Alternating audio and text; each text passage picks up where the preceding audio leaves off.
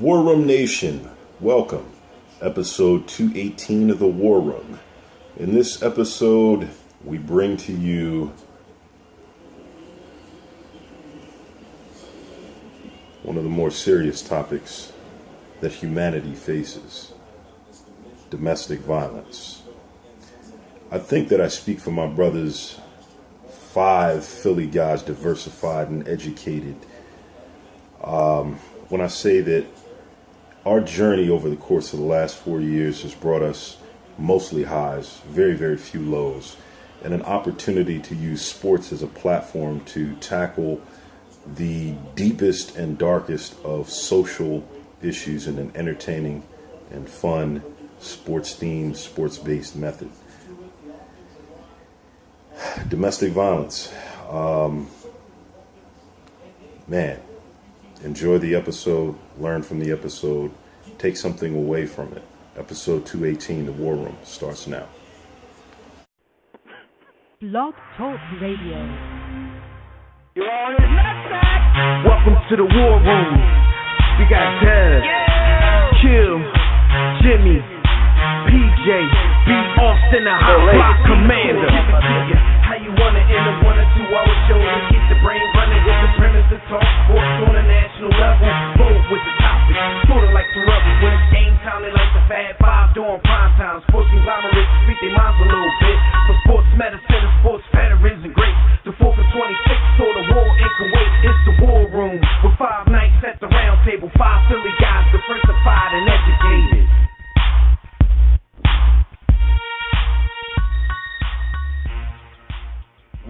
What up, sports fans? You know what time it is, so you are once again live in the War Room, brought to you by War Room Sports on the WRS Podcast Network. I'm Devin McMillan, and I'm here with my brothers, Jimmy the Blueprint Williams and that boy B. Austin. The sports week was rocked by scandal, but especially dominated by the Ray Rice situation. And yes, we're going to talk about it, even though we've discussed it all week. We're going to try to put this to bed. This is what we do on the big show. On the Thursday show, we try to put all these issues that we spoke about all week to bed. Hopefully we don't have to talk more about it until more stuff comes out about it. But there were 3 other controversial stories that took place as well that y'all may not even heard about because Ray Rice, his news dominated the news cycle. So join us right now in the JW Philly Realty chat room at blogtalkradio.com/The War Room, or join us on Facebook or Twitter at War Room Sports, because we want to hear your opinions as well. So you can also call us directly when we open up the Digital Extreme Tech hotline. That number, as usual, is 323-410-0012. But before we get started, you know we got to remind you guys to check out the great shows on the War Room Sports Podcast Network. The network, you can get there from our main site, warroomsports.com, or you can get there directly at WRSPN.com. Don't forget those sites, WRSPN.com or warroomsports.com. You'll find great shows such as our show, The War Room, The Broad Street Line, which is a Philly sports show, as well as a national sports show. They do it all with host Roy and Chris. You can hear After Further Review with the Mayor, The Season Ticket with Mojo and the Gang, and a whole lot more. You can also check out the listings at fatsradio.com. That's PHATZ radio.com for airtimes of all your favorite WRSPN sports shows. Not all of our shows, just our sports shows, including our show, The War Room, which airs there Sundays and Tuesdays at 3 p.m. What's up, fellas, man? Was this a crazy week or what? Yo, Man. my head's still spinning, man. I got so many people I hate after this week. All right. Yo, and the crazy part about it is, like, you can't script this stuff. I mean, you got this Thursday night game in Baltimore. They got copters flying over the stadium right now taking video. Rihanna was supposed to. Or you Rihanna can script stuff, and that's why the footage dropped when it did. But never mind. But hey, that too. But you got Rihanna, who was supposed to sing the Open. She just got pulled off of the CBS Open tonight. That happened in the last few hours. It's crazy, man. You got the San Francisco 49ers suspending an announcer because he said on air, why did Janae Palmer marry Ray Rice after that whole thing? ironically, they have a player who's, he's awaiting his charges or whatever he's awaiting, Ray McDonald, for assaulting his pregnant fiance or pregnant wife. It's just a lot of irony going around this whole situation, and we had a lot of conversations this week that I don't know. Some people's opinions on this whole thing, I can't fathom how some people, especially men, especially black men, can fix their mouths to say some of the stuff that I heard them say. But I hope a lot of people calls in tonight and gives their opinions. Because a lot of people had so much to say on social media. They claim, some people say they're going to call in and check us out, have a conversation with us. So we hope that goes down. No matter if you agree with us, if you don't agree with us, call us and talk to us about it. We're going to start that Ray Rice conversation probably in about 35 minutes. So keep it locked right here, and we'll get to that. We hope to have a lot of participation on the phone lines tonight. Fellas, let's talk about what else happened this week while everybody was on the grind, because I don't think anybody thinks anything else happened in the world this week except for Ray Rice. All right, while y'all on the grind, as usual, it's brought to you by DirecTV. If you'd like a better TV experience than cable has to offer, including that NFL Sunday ticket, which for a sports fan is probably the most important thing you can have in your life right now, go to our website, warroomsports.com, click on the DirecTV logo, and order yourself a better TV experience at a discounted War Room Sports sign-up rate. If you call yourself a sports fan, then you got to have DirecTV. All right, man. Week 1 of the NFL was filled with a lot of good games, but I'm sure you fellas heard about this story. The NFL has a new sponsor. Basically, Microsoft paid the NFL $400 million to use their tablets, the Surface. But on several of the broadcasts, you know how, a lot of people out there think there's only like 2 phone companies, tablet companies, which is Apple and Samsung. People think those are the only companies out there. So a few announcers kind of irresponsibly referred to the Surface tablets that the Surface tablets that they've been using on the sidelines, with the coaches and quarterbacks or whatever. They referred to them as iPads, or in the case of Trent Dilfer, he said an iPad-like device. Or, I'm sorry, that was John Lynch. Yo, what do you guys think? Like, if you're Microsoft and you paid this company $400 million to advertise your device, like, how would you feel about their announcers making these kind of blunders? First of all, it's Microsoft's fault that they fell off and put themselves in a position where they have to spend this last hard, good-earned $400 million on this play. So FOH to you, Microsoft, and you may be on the JoJo list. I haven't decided yet for spending that type of money on that type of play that's not really even getting the reach that you want. And then, while I just dished you, slow it down, I would also like to offer a reprieve in that War Room Sports is willing to run on any football field in the world that you need us to, and I'm volunteering my brothers for $4 million, and we'll take your device around our midsection, butt-ass naked, on the 50-yard line. So the offer is out there. That's 1,000% cheaper than $400 million. We'll do it for $4 million, and we will get you the same. We'll move the needle. We'll get you the same impression. All right, well, I'm not mad at them for this spending. That's business. This is the NFL, man. I'm pretty sure they will get the reach that they're looking for if the NFL would make their money be well spent and train their damn announcers to say the right thing. So I don't think they're JoJo worthy for doing what they're going to say. My point is I completely blame the NFL. First off, it shows you the power of marketing.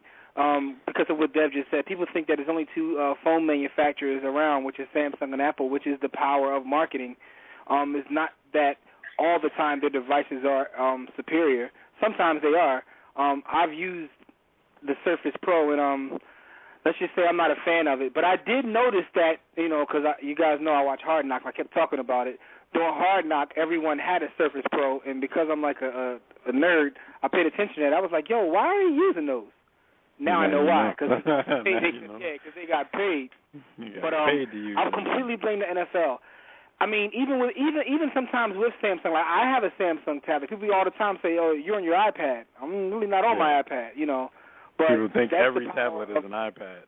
Yeah, from Apple. They were the first to market. Well, not really the first to market. I shouldn't say it. They were tablets years ago, but they popularized the tablet. Let's put it that way. And knowing that, everyone knows that, right? No one's stupid. Everyone knows that they call everything an iPad. So you have to give your employees specific instructions, like, "Yo, do not say." So I kind of blame the league, whoever was in charge of this whole rollout, because this is the first week and you already have a blunder. It wasn't a great time to kind of like, you know, pay off the sponsor. He was trying to say the right things. He just used the wrong name because, you know, Drew Brees was sitting going through his plays, looking at all the progressions and everything, and he had a good opportunity to, you know, kind of give their sponsor a shout out. You know what I'm saying? Yeah, he killed it. So it was, first of all, one of them was Lynch and one of them was Trent Dilfer. First of all, the broadcast with Trent Dilfer and Chris Berman was terrible that night. They need to not do that again. Yeah, they need to not do that. I mean, they did it because, you know, they do the double Monday night on the opening day, so they get some guys from ESPN who really doesn't do that. I mean, Chris Berman has experience, but you already know that his shtick has long gotten old, and everywhere he goes, he does the same shtick. Chris Berman, man, I have all sorts of respect for Chris Berman, especially after reading that long-ass book about ESPN and its history and you know, the part that he played in building the brand. So I have a huge amount of respect for him. But sometimes you just got to roll.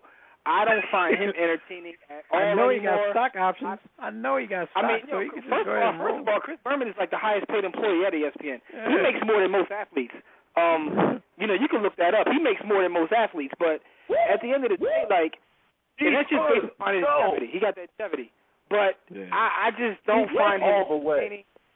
I don't find him informative anymore. It's just like it's the same thing over and over again. No disrespect, because he is a legend, and he earned that.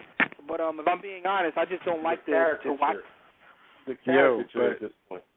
Anyway, NFL, that's a lot of money, man, that somebody spent with you.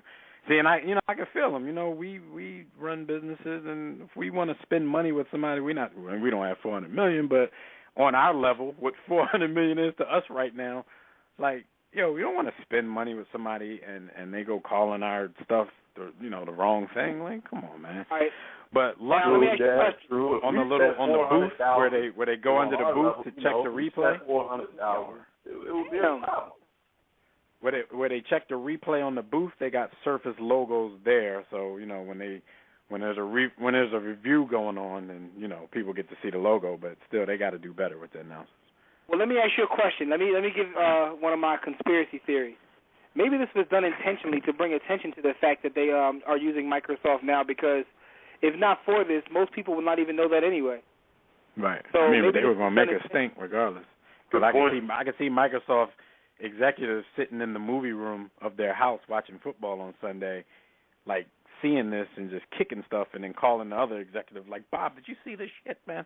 Like, because here's the thing: Microsoft still makes a gazillion dollars because they have Enterprise on lock. Now they're losing some of Enterprise now, but in terms of consumer products, they get it. Like, do you know anybody using a Microsoft phone or tablet? Not personally. Yeah, exactly. One. Skip Bayless of Battle Rap. Well, yeah, he uses Android and Windows, but he only does that because he's a gamer and it connects to Xbox. But Xbox is kind of like saving Microsoft's butt. A lot of people don't even realize they own Xbox. But anyway, so this investment, they're trying to, get into that market. They're trying to come back in terms of consumer products. And, I mean, what a fail. That's an epic fail on the part of the NFL. NFL is just having a bad week overall as an entity. Yeah. Well, let's move on to the next story. Get it right, NFL. It's a lot of money. Let's talk about the story of Devin Still. And if you guys out there in Radio Land don't know who Devin Still is, he's a Cincinnati Bengals player who was actually cut from the team during the final cuts. But the Cincinnati Bengals brought him back, even though his performance in camp wasn't what they needed it to be. They brought him back because they kind of understood why his head wasn't in football. And when I say brought him back, they brought him back to the practice squad. So, on the practice squad, you make about $6,300 a week.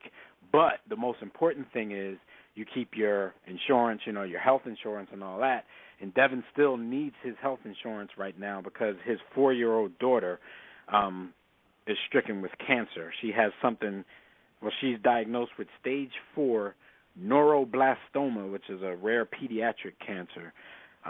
So they basically brought him back to the practice squad just to make sure he didn't have to move all the way across country, to make sure he still had his insurance.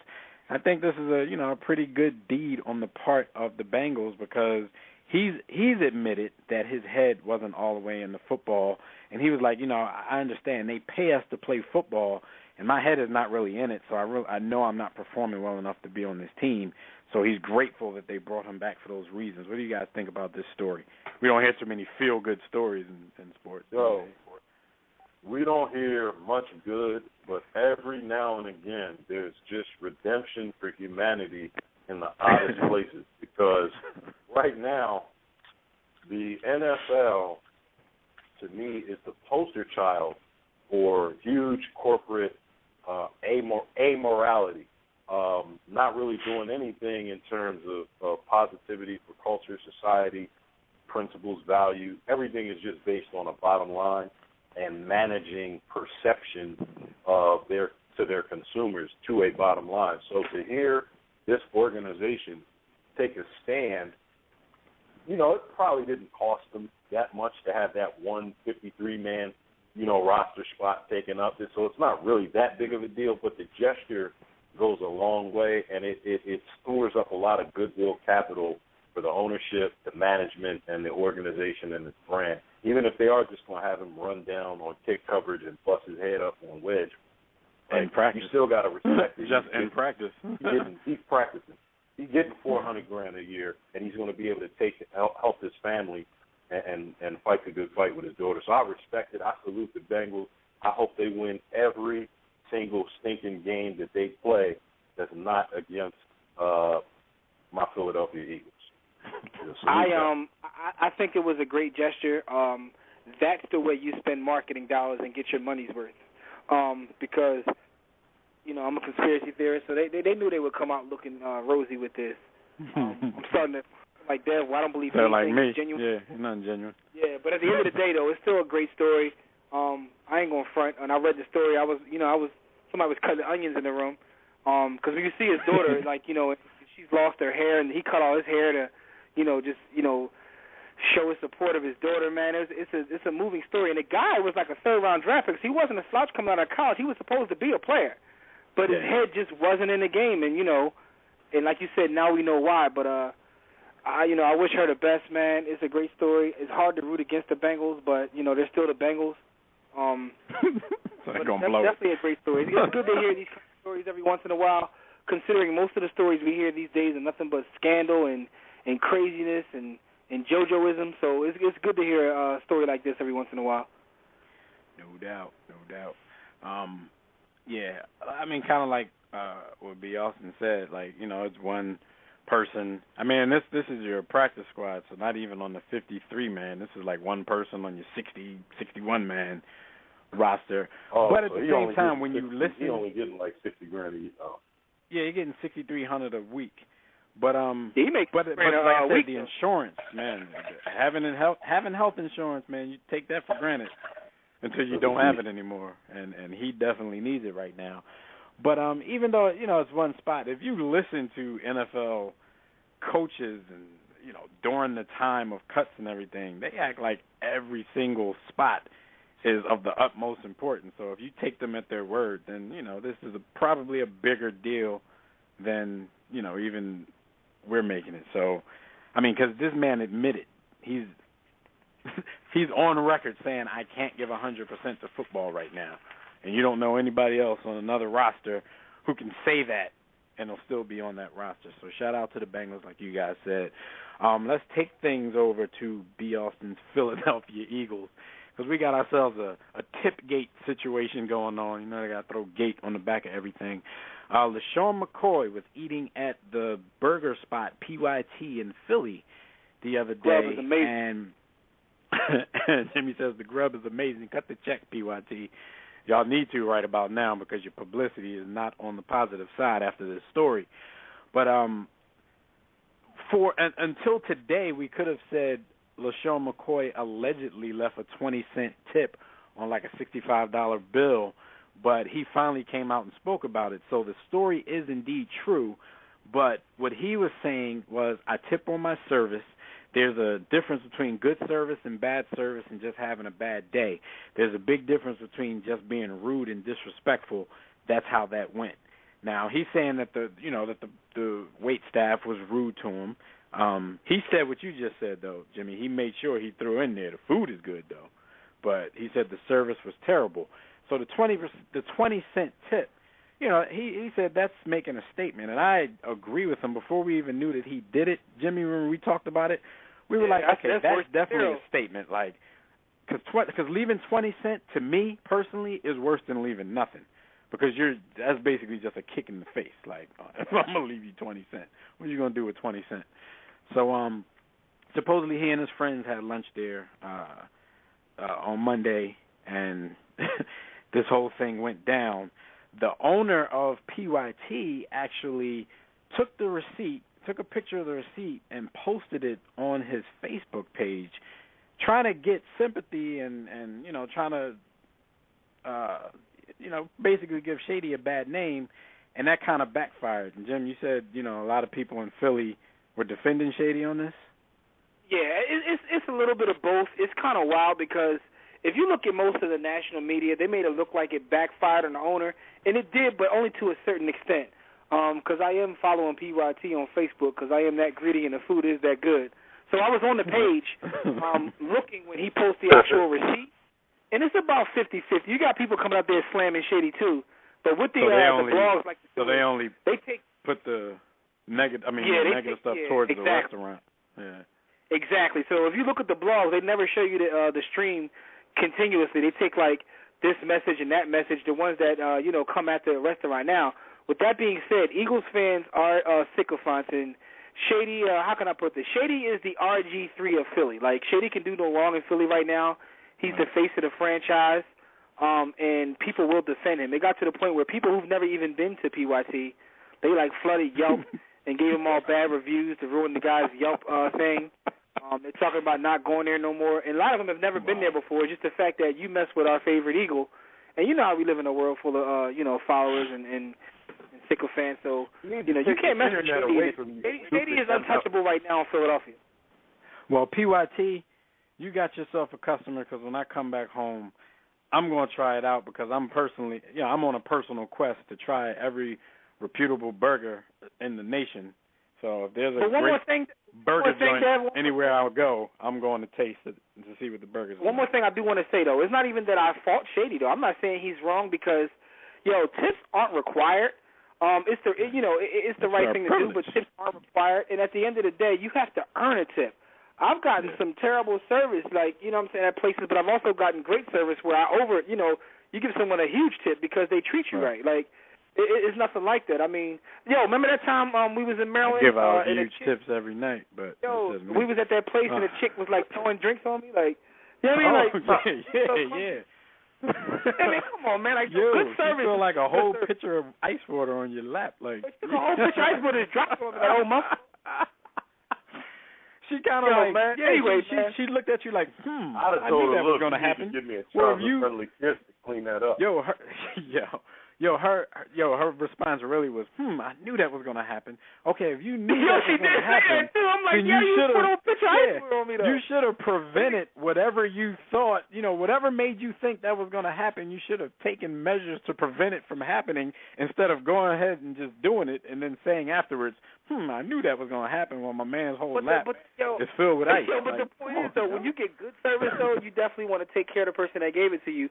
And I don't care whether you're going to, your mechanic, whether you're going to get a haircut, whether you're going to get something to eat. Like, good service is good service. I will sometimes go to a place that has maybe, like, an inferior product just because I enjoy the service that much. You know what I'm saying? Shout out to Chick-fil-A. Shout out to Chick-fil-A. My pleasure. I know. That's like a cult, man. They too nice. I don't trust those My people. pleasure. But anyway, it's just like certain times when you go to a restaurant and the service isn't good. I mean, I just think that they've been conditioned since their hourly wage is so low.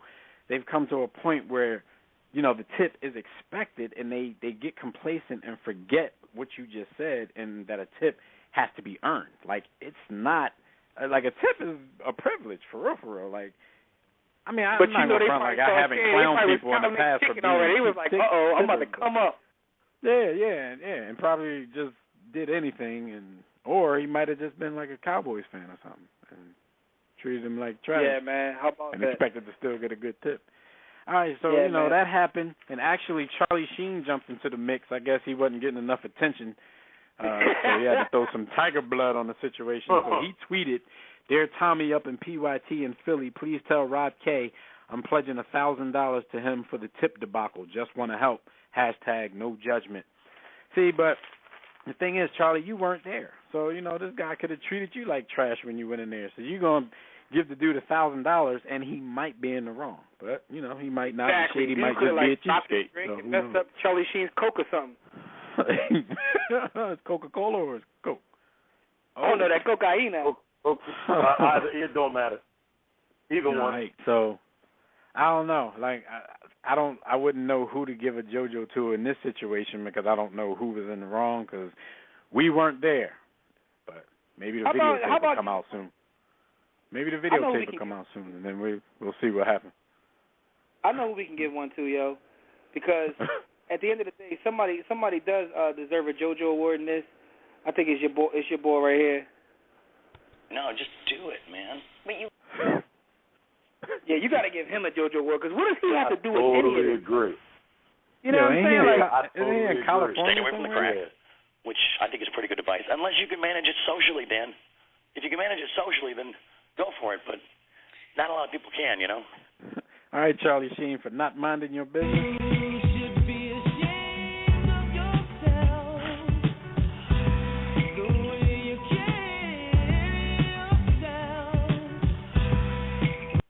And to the NFL for not training your commentators after somebody gave you $400 million for them to be trained.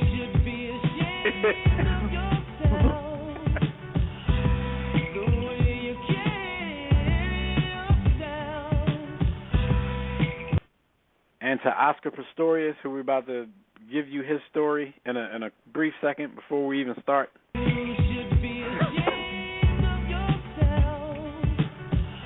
Definitely. All right, now we got that out of the way. I just wanted to let you guys know. I just wanted to let you guys know that the judge, because they don't do the jury thing over there. The judge in his murder trial has basically ruled him not guilty of premeditated murder in the shooting death of his girlfriend. But they found him negligent. What they call over there is culpable murder, which means basically you were negligent in killing the girl. It's kind of like Brielle. It's like manslaughter over here. So that carries a maximum of 15 years in prison. So we don't know what his sentence is yet, but he's probably going to do some time in prison. I'm not sure how much, but he got off of the long ride.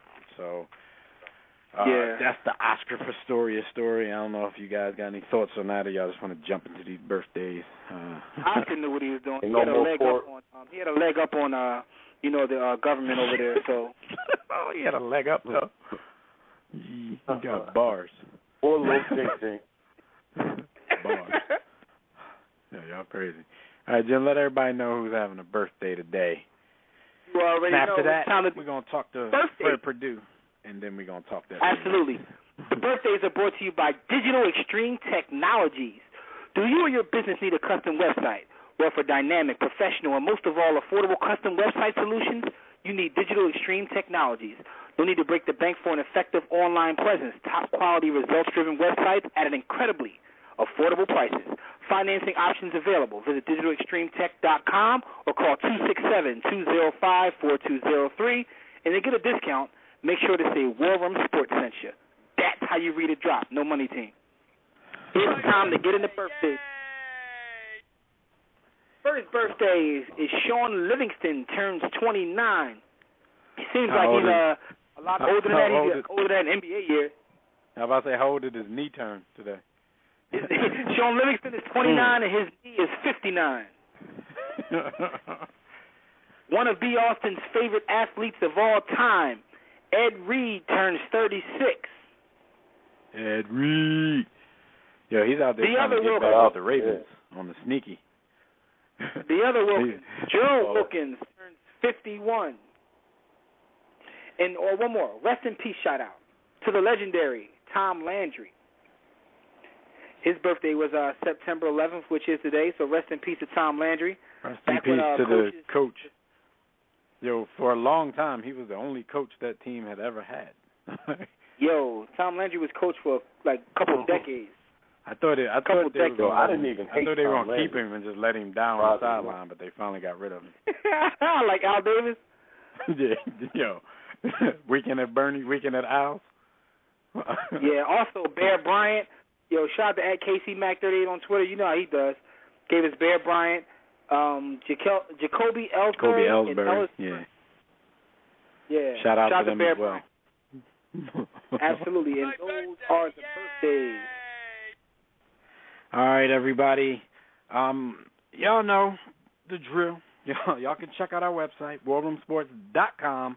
While you're there, be sure to sign up for the War Report. That's the weekly newsletter. Click on the Contact Us tab to send us a message about our company, the show, or to inquire about sponsorship and advertising opportunities. For general inquiries, email us at info@warroomsports.com. While you're browsing the site, make sure you take some time to click on the memorabilia tab to buy some War Room Sports merchandise, support the bros. Click the blog tab to read our latest sports articles on the All's Fair and Sports and More blog.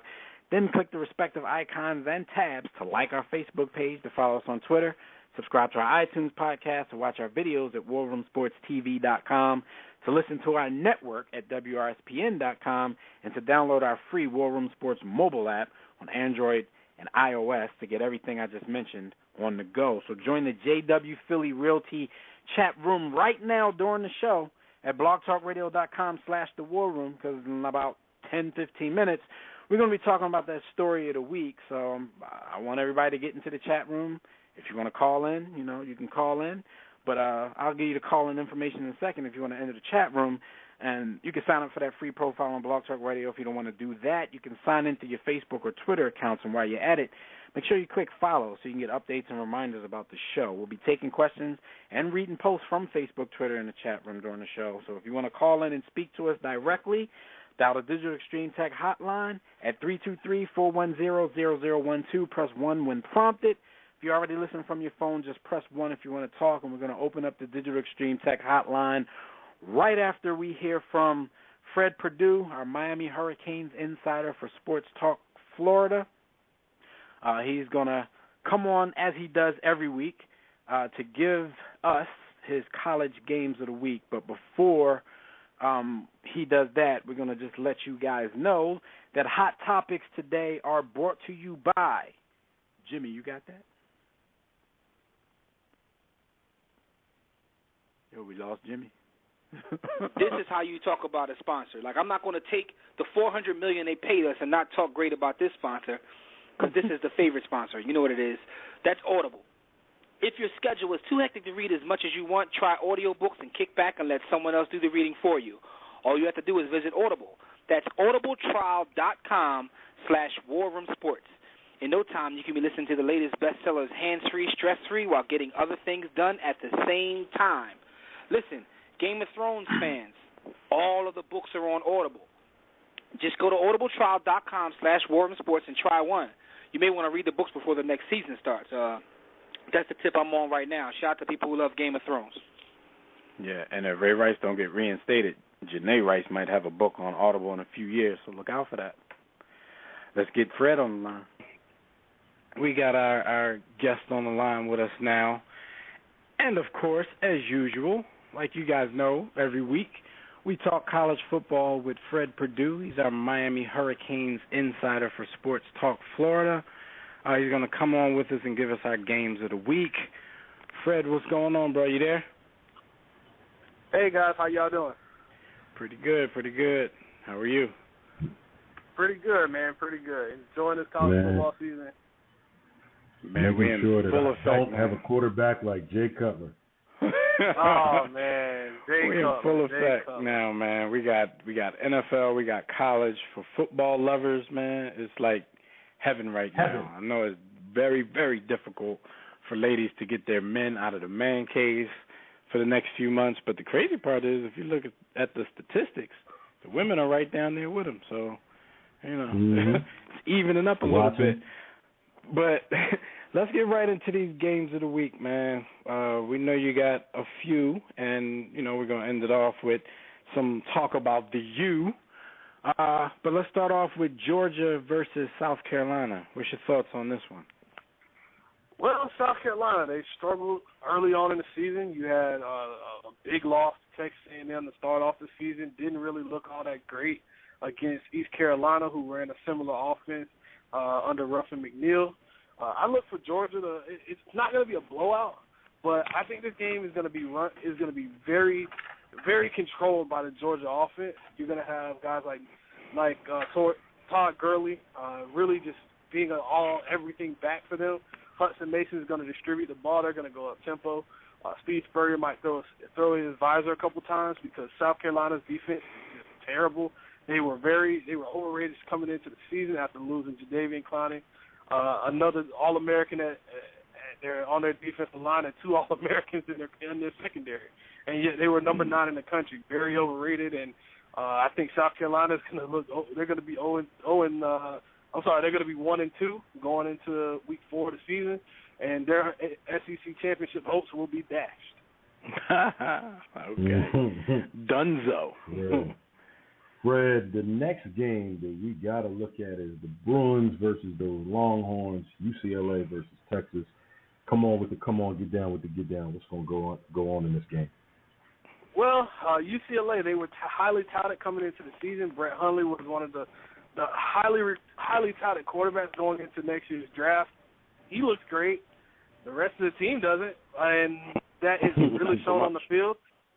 Not so much. The defense is a ball-hawking type of group, but offensively, they're just not clicking like they're supposed to. Without Brett Hundley, this team may not look good, but on the flip side, Texas doesn't look great either. When you have a team in Texas losing to BYU in back-to-back years and back-to-back blowouts, when all you can do is muster 7 points when after just a coaching change, a quarterback change in Tyrone Swoops, who is actually a distant cousin of Cheryl Swoops, actually. And he was a highly touted guy out of high school, but he just continues to look like a wide-eyed freshman. And I really don't like what I see from Texas, and Charlie Strong is getting rid of – if he's going to have an offensive team by the time the end of the year comes, he's up to about 9 or 10 guys he's kicked off the offense so far.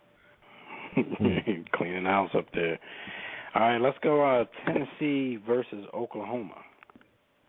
Oklahoma looked really good early in the year.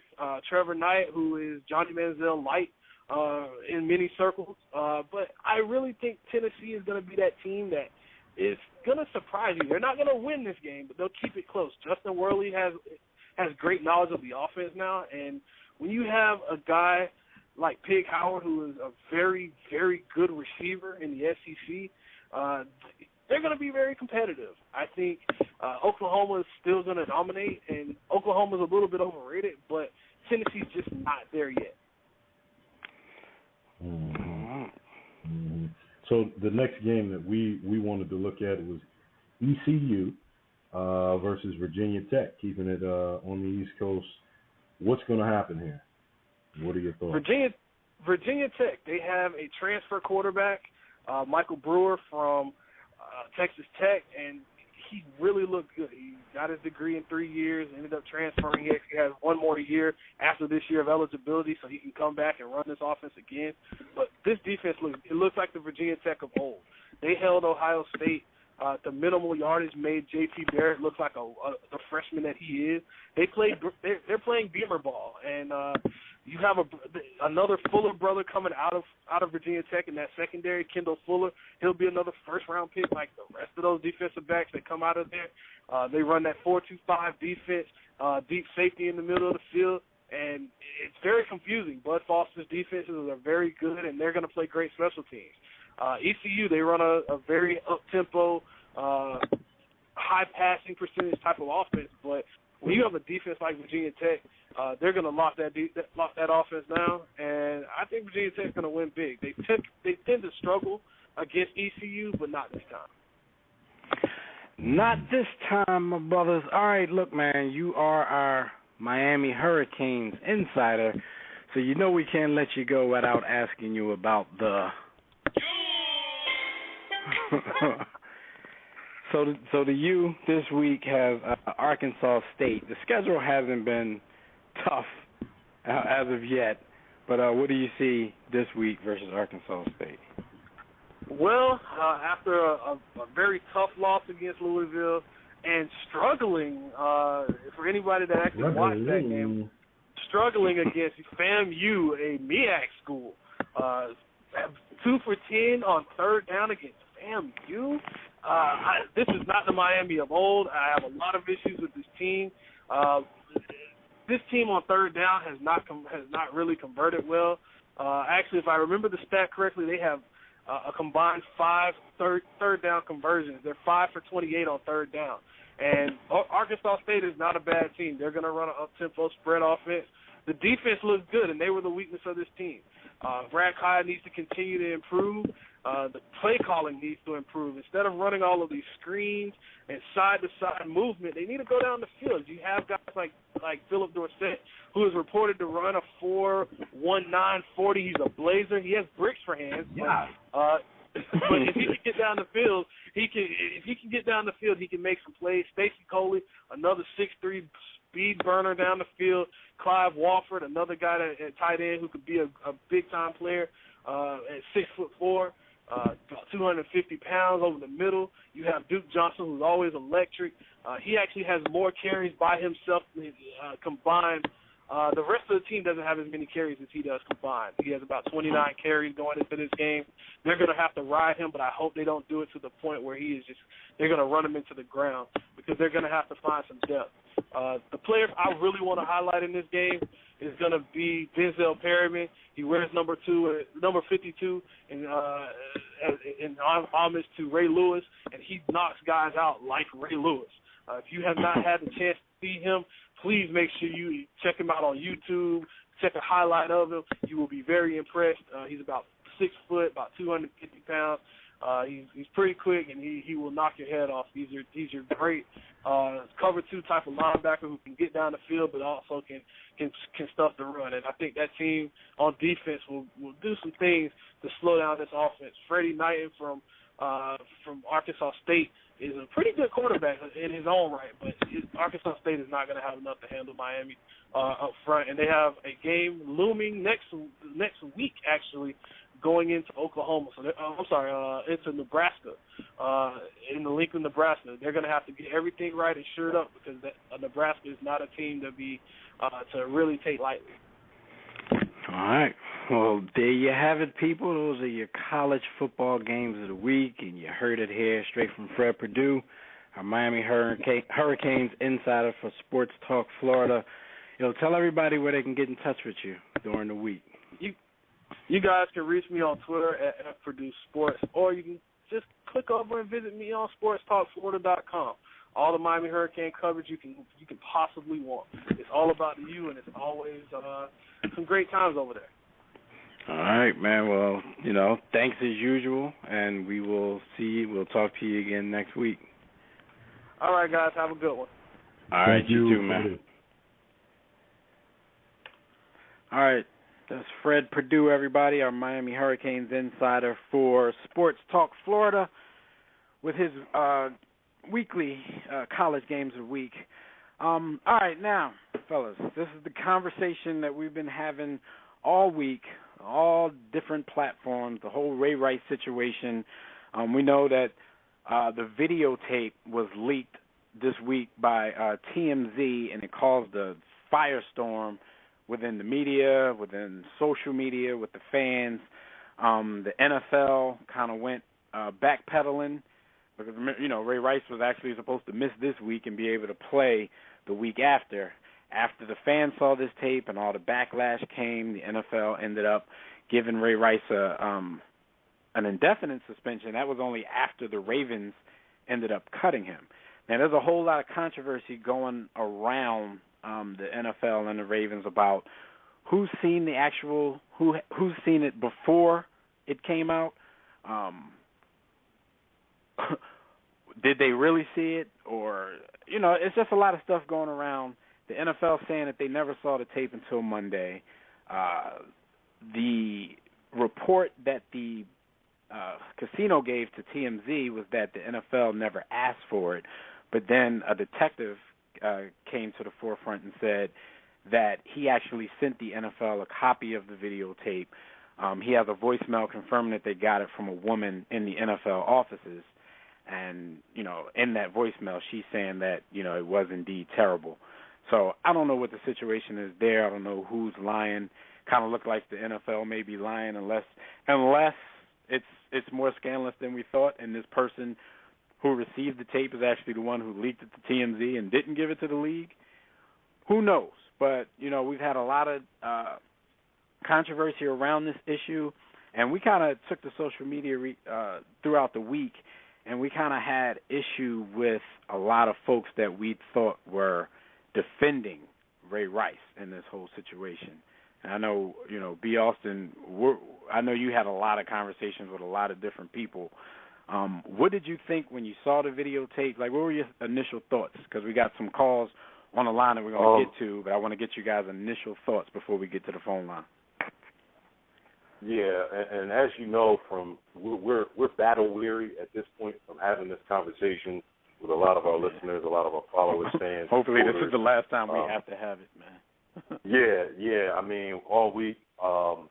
So I've got a whole lot to say on this topic, and we've got limited time, so I'm going to just go with this. The initial impression of the tape is here's a man that spit on his wife twice, or his wife-to-be. At that time, they weren't married. But she was, a loved one and longtime girlfriend, fiance, whatever. Spit on her twice, which, by the way, is deemed or considered assault for obvious reasons. Trying to provoke. First of all, that's the worst thing you can do to me. I'd rather not being a female. I mean, just on a male thing, I'd rather you steal me than spit on me. Yeah. Like, come on. On some ignorant-ish, like, I spit on you or I pull my wang out and hang out and pee on you, and then you're supposed to respond by fighting. Like, that's what it is. Like, that's the ultimate disrespect that I can do to you, and if the response isn't you fighting me, then, that's a whole other conversation for another time. But he spit on her. This is the woman he loves. This is the woman he's a fiance. His fiance, he spits on her. She smacks him back, which is a self-defense response. But again, she's somewhere between 130 and 150 pounds woman, 5'6", 5'7", 5'5", whatever, smacking a professional NFL running back whose life is based on collisions, hitting, and power. So he's in the best shape of his life. She smacks him. That doesn't mean anything. Then he hits her with a roundhouse that is worthy of a man, connects, knocks her out cold. She leaves the realm of the living conscious on her feet, falls, hits her head against metal in the elevator, which could have turned ugly, as you said, Dad. That could have led to a loss of life or something much more serious. He doesn't catch her as she's falling. He doesn't think, oh, my God, I lost my temper. I hit her. Let me catch her. He lets her fall. Then the part of the tape that we all saw early in February and March, he drags her, half throws her off the elevator like a sack of potatoes. Like, this is what we saw on the tape. Utterly filthy and disgusting action. Now, I'm not going to judge Ray Rice because I don't know his story beyond, the realm of football and what he went through in life. I don't know what his home life was like. I don't know where he got it in his mind and spirit that the behavior was okay or whatever response to what provoked him to get there was okay. So I can't judge the man, but I can judge his actions. So I'm not condemning him because I don't know what he'll end up being later on in his life. He could end up redeeming himself and being the spokesperson for, against domestic violence. Much the way Michael Vick turned into the spokesman against dogfighting. I don't know. But what I do know is that action was probably one of the most deplorable things that I've had to watch a man and woman engage in based on a loving relationship. Like, that was nuts. That was crazy. And then what led us to the whole situation, real quick, Devin, and I'm done because we got to. People were defending or excusing or explaining his actions within the context of unfair treatment in terms of his punishment leveled and consequences leveled by the NFL and the corporate sponsors, like double jeopardy. You punish them once, you're punishing them twice. No, that's the least of our worries. Yeah, we'll get to that. We'll get to that because I agree with you that I think like a lot of the people, people's focus was kind of off on that, and we'll get to that.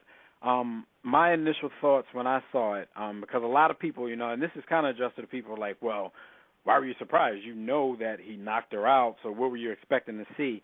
I just think there's a different level of reality to something when you hear it versus when you actually see it, because seeing it, it just took us completely out of the realm of speculation. Like, for weeks, for anybody who cared, for anybody who talked about it, all we could do at that point was speculate, and you never, you just didn't know what happened. Okay, we know she ended up knocked out, but we didn't know if he pushed her against the wall. Maybe she hit her head on the wall. Maybe they had an all-out brawl. Maybe they were scrapping, and she was getting it in with him as well, and she ended up knocked out because that's just a fight that she can't win. But, like, and even in some of it, not defending him, you wanted to give him the benefit of the doubt that this might have been something where, he still shouldn't have engaged, even if that was the case, and they were just having an all-out brawl. But you wanted to just, not completely. I don't even know what to say in that because it's a lot of sensitivity around this issue. But I just kind of wanted to give him the benefit of the doubt in the whole thing. But when you see it, he was the aggressor the entire time, and I know that we know some people who saw it a different way. But what I saw and what was confirmed by the story that came out by the two security guards who were the closest to the situation, he spit on her before they got into the elevator. And what people are calling a slap was basically a flick to get him away from her. Once they got on the elevator, he got back in her face. So for everybody saying she charged him and that, he got back in her face, spit on her again, and as she came at him because of that, he hit her with a little soft left. She came at him again, and that's when he really hit her. So I saw him as being the aggressor the entire time, and that's just not what I expected to see when the videotape came out. So that's why it was a little horrific to me, because, I don't know, with every ounce of me, I tried to give him a little bit of the benefit of the doubt of maybe this was just, a straight-up rumble. But to me, he seemed like he bullied that girl. Jimmy, get your initial thoughts real quick about when you saw it, and then we'll go to our first call. Yes, sir. This week I've been called everything from Captain Save-A-Ho to, to a sellout and all that. But I keep telling people, man, listen, man, everybody knows that I'm as pro-black. Captain Save-A-Ho. I'm as pro-black as it gets, yo. But at the same token, I look at the black woman as being the mother of all civilization. So when I look at this, I don't look at a black man, being taken advantage of or oppressed. I look at a black woman being attacked. With that being said, I actually hope that the young man gets help. I don't know him, so I don't know what's in his heart. I know what I saw on that tape, though, and I agree completely with Dev. Like, the tape takes it to a different level. We knew that, black men were getting beat by the police for years, but when Rodney King was caught on tape, it kind of changed the game. You know what I mean? The same thing with Oscar Grant, the same thing with Eric Garner. Like, tape, the video evidence changes everything. And for people to try to ignore that, it's just ridiculous. You can compare him to somebody today told me Michael Irvin snorted coke, Deion hit his wife, and Ben Roethlisberger. I'm like, yo, I ain't see tape of none of that. And I know you can say, well, it still happened, and maybe it did, maybe it didn't. But at the end of the day, the video footage changes everything. It's a bad situation. Shout out to Tiana Taylor. I heard it maybe over her. and if it was, I wonder what she thinks about her John hitting his John. But you know, it's a bad situation, man. It looks bad on the NFL. It looks bad on Roger Goodell. It looks bad on the casino. Everybody should be questioned. This is bigger than Ray Rice. I mean, you know, because the cover-up, or, you know, what's perceived as a cover-up, not that it's just as bad as the crime, but it does look terrible. I mean, the NFL is having a terrible week because there were a lot of good games in week one, but one's even talking about it. I mean, today is 9/11, and I cut TV on, and they're still talking about the Ray Rice matter. You know what I mean? So it's that deep, and people have. We'll get to the NFL. People have to understand that this is 2014, right? So you can point to all the scandals you want to that athletes have been involved in, but it didn't happen in 2014. 2014 is completely different than this happening in, say, 1991. So, you know, I just can't defend what he did. Like I said, I'm not going to judge him, but I can't defend what I saw on that tape. There's no way I just can't defend it. You know what I mean? Like, I just can't defend, especially when you add in the fact he spit in this one. Like, come on, man. Like, I can't, and I know that women can be aggressors.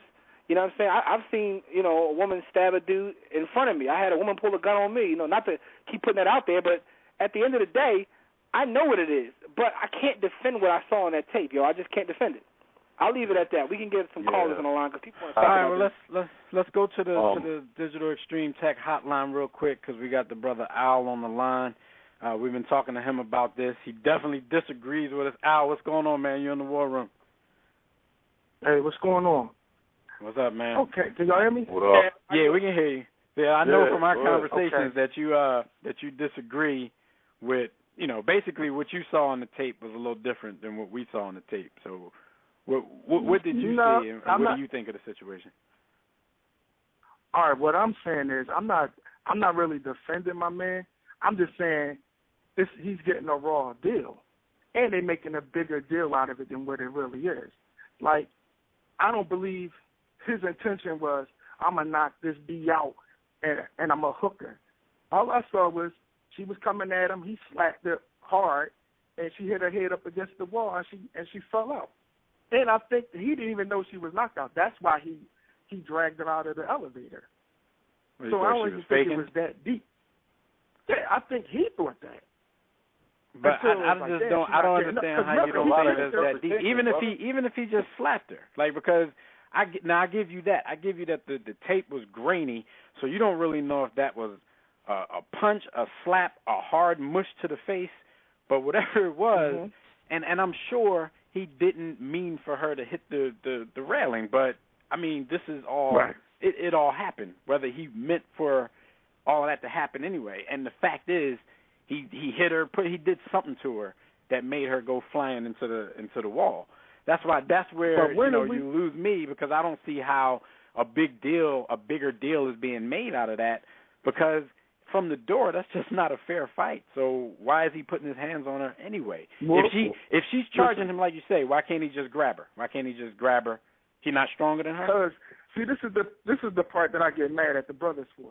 Because everybody knows particular type of woman, what she is. She is an aggressive type of woman. And she's not going for no talk. First of all, how do we know that? She's not going for it. How do we know this? How do we know that? If you know her? If you walk past somebody in a hallway... I'm going to tell you how. You got to use the context clues. Because first of all, they married today. This happened before they got married. So that's one. So she puts up with that kind of stuff. She's I guess immune to getting beat up or having physical. A lot of battered women put up with it, man, for different reasons. That could be out of fear, yo. She's not a battered woman, though. That could be out of fear. Hold on real quick. How do you figure she's not a battered woman? Because she fought back. Hold on real quick. Let me get some Al. All battered women don't cower in the corner, though. All battered women don't cower in the corner. That's not the definition of battered woman. No, hold on. You don't know how many people. Go ahead, Jim. Hold on. This is Jimmy. I just want to say something. Like, even if I go with your theory that she's the aggressor and he hit her and she fell, it's like, listen, man. In the words of Mr. Butler, man, the hunt is on and you're the prey. They're looking for any reason to hang a black man in this country. You go to a casino where there are cameras everywhere. like my thing is, when you become a public figure, it's like people want to say, well, that's his personal business. It really isn't. You're a public figure. You're at the Revel Casino. There are cameras everywhere, and you give them an opportunity. You basically give them the rope to hang you. So I don't think he's getting the raw deal because he was stupid enough to put himself in this position. You know what I mean? That's my whole thing. Is you're dumb enough to put yourself in this position. So whatever you get, you had coming to you anyway. And see, that's the wrong mentality, especially for black men to have. He Why thought is he was that? doing the right thing by waiting until he got into the elevator. Because he Huh? was Confront her? He's looking at why is So I'm he, gonna why wait to is he- beat her up in the elevator. That's cool. He's in a casino. No. Hold on, you misunderstanding. You misunderstanding. Hold on, you misunderstanding. All right. What I'm saying is he's coming to the elevator to check her. Now, he's about to lay his word down. Like, look, whatever, rah. And that's supposed to be the end of it. Don't come at me. I said my piece. But he's she's spit on coming her at me before like, that. oh, she want to get her shit off. And then she slapped her. By mistake, she got knocked. What are you talking about? Explain him spitting on her, though. Let's rewind time then. Hold on. Let's rewind time then. Why is he mad at her to spit on her in the first place? Because she got too much mouth. She don't know her place. So her having too much Let me be clear. Hold on, let me make my point. I want to be clear. I'm not condoning his actions. What I'm saying is this is what this particular couple, this is what they do. They fight. They physical. And she is complicit with it. This is how But here's my thing. Even if I go with that, which I really don't believe, but even if I go with that, you said that he got a raw deal. Yo, it's 2014. You put yourself out there. You gave the world a reason to look at you sideways. You know how sensitive the world is. I mean, what did he expect? When this comes out on the video footage, he wasn't just going to get a suspension. Not in the world we live in. Everyone is ultra sensitive. You can't say anything about anybody. The NFL covers up a whole bunch of dirt. Now you saying that? No, but here's the thing: the NFL was going to cover this up. Think about it. He was only getting 2 games until the world saw it and public opinion swayed. He was. People always bring up all these other. He was being protected as well. That wasn't just them. He was being protected. They had a press conference where they made her apologize. So my thing is, he was getting the same treatment as a Ben Roethlisberger, as a Ray Lewis, as a this person. They were giving him the same treatment. He was being protected until the footage became public. If the footage never went public, this thing is over. He gets a 2-game suspension and his life goes on. The fact of the matter is, once it goes out there, they have to be reactionary. They're running a business. Why? You said why? Because they're running a business. They're running a business. Any company, anything that affects your bottom line, anything that affects your bottom line, there's no loyalty in business or sports. There's no loyalty. They're making an example out of the Negro. He is a runaway slave. So you're gonna make this into a black thing, a slavery thing. There is videotape of him beating up his woman. Let me ask you a question, Al. Let me ask you a question. Let me. I find that hard to believe. I know we don't get a fair shake all the time, but if the reaction of the people would have been the same if the dude was white, and it would have been even harsher from the black community. You know damn well they're sensitive to us bitching these days. Black people complaining. The police and them listen. Yo, that was how many years ago? Listen to what I'm saying, though. Listen, just a few months ago, we kicked and bitched and scratched, and they forced a man to sell his business because he said some racial stuff in the privacy of his own home. Why? Because it got leaked. Because it was audio that was leaked on TMZ, so he could not deny it, just like Ray Rice can't deny it. So let's not play the black card all the way on this one.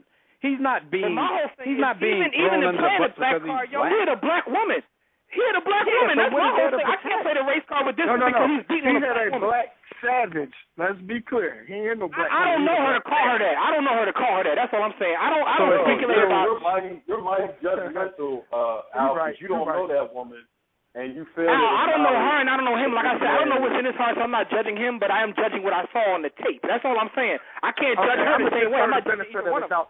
And I'm gonna take back that savage comment. I'm gonna take that back. Let me ask you a question though. Let me ask you a question. Okay. Let me ask you a question because earlier you said, we gotta, figure out the reasons of why he spit on her in the first place. Now, Is there anything that your lady can do to you that would make you spit on her or hit her with a left hook like that? Is there a button that can be pushed? She should do. Yo, yeah. There's something that somebody can do that would make you spit on them. That's why somebody I have a better question on Facebook. Yo, what could she have done at this casino? Yo, what she lost at a roulette game? Let me explain my point. I've never, for the record, I've never touched a black woman. I never touched a woman, period, in that manner. What I'm saying is this. They have gotten me mad enough, though, to want to murder them, real rap. Because that's what they do. Now, this man, he don't have the patience that I may have or you may have or B. Austin may have. He snapped. She provoked him, though. Listen, I get that. The thing about it is this could be the worst thing he's ever done in his life. This has to be caught on tape. But here's my thing, Al. What if that was your sister? Okay. Would you give him the benefit of the doubt if that was your sister? It wouldn't be my sister. I'm just saying, if that was your sister, and say your sister had a temper, and you saw that, would you? He jumped in her face, man. So he was looking to steal her anyway. So what do you mean? What did your sister do? Why though? Not have boyfriends? Because she already made him mad. She already done cussed them out because you know how they mouth is. I get all that. But I'm saying this is all speculation. Okay. This is all speculation. We don't know if she cussed them out. We do know. That's why he's mad. The rumor is she confronted him about another chick. You don't know. The R&B we don't know for fact what she did. All we have is what he did, which is inexcusable. So now, if we want to take it even deeper, what you're saying is that a person who loses their temper, who cannot control themselves, which is really a part of the definition of a savage. So this man cannot control himself or his temper, so he flies off the handle. Me, I'm not a savage, so I don't look. First of all, before we ever get to this being a black and white thing, which it's really not, I'm a human being first. So from a human perspective, this is unacceptable. Next, I'm a man. Why? And as a man, I adhere to a certain code and moral ethic and my integrity. I'm not striking a woman. So we still haven't gotten to the black.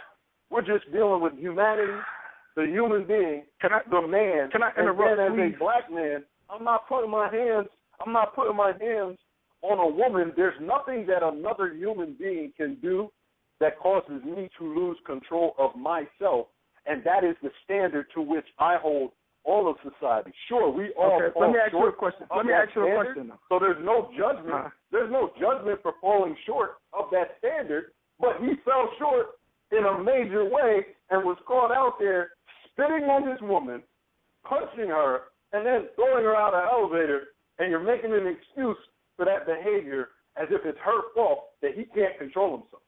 Get the fuck. Wait a minute. Wait. Time out. I'm saying that this is how they do. This is a particular couple. She's not innocent in this because he's not just beating on some random chick for no reason. This is his woman who he is familiar with, and he knows he can do this with her. And there's no reason that, to she beat still on married any chick. my man. Now, all right, now let me ask you a question. Y'all are men, and I'm a man. If I come to you and I spit in your face, and then I slap you, you going to hit me back, or you going to stand there and wipe the spit off? No, if you as a man come to me, see, there was never so it's okay for men to fight men. Different dynamic. So okay, so it's okay for men to fight men, right? Yeah, I mean, if we're going on pure, I mean, so it's okay for me to defend myself. Yeah, violence shouldn't be it's okay for the me to answer anyway. But come on, man, you know it's not a fair fight from the door. It doesn't matter. That's a woman. What do you have to prove? What do you have? What does anybody have to it's prove not about beating it's up not a woman? about. First of all, he's not beating her up. He hit her, and she accidentally hit her head on the wall. That's an accident. But that's what they do. I've seen him hit her twice. That's what I say punching her in her face twice constitutes beating her up. If he was really Wait, my question, Al.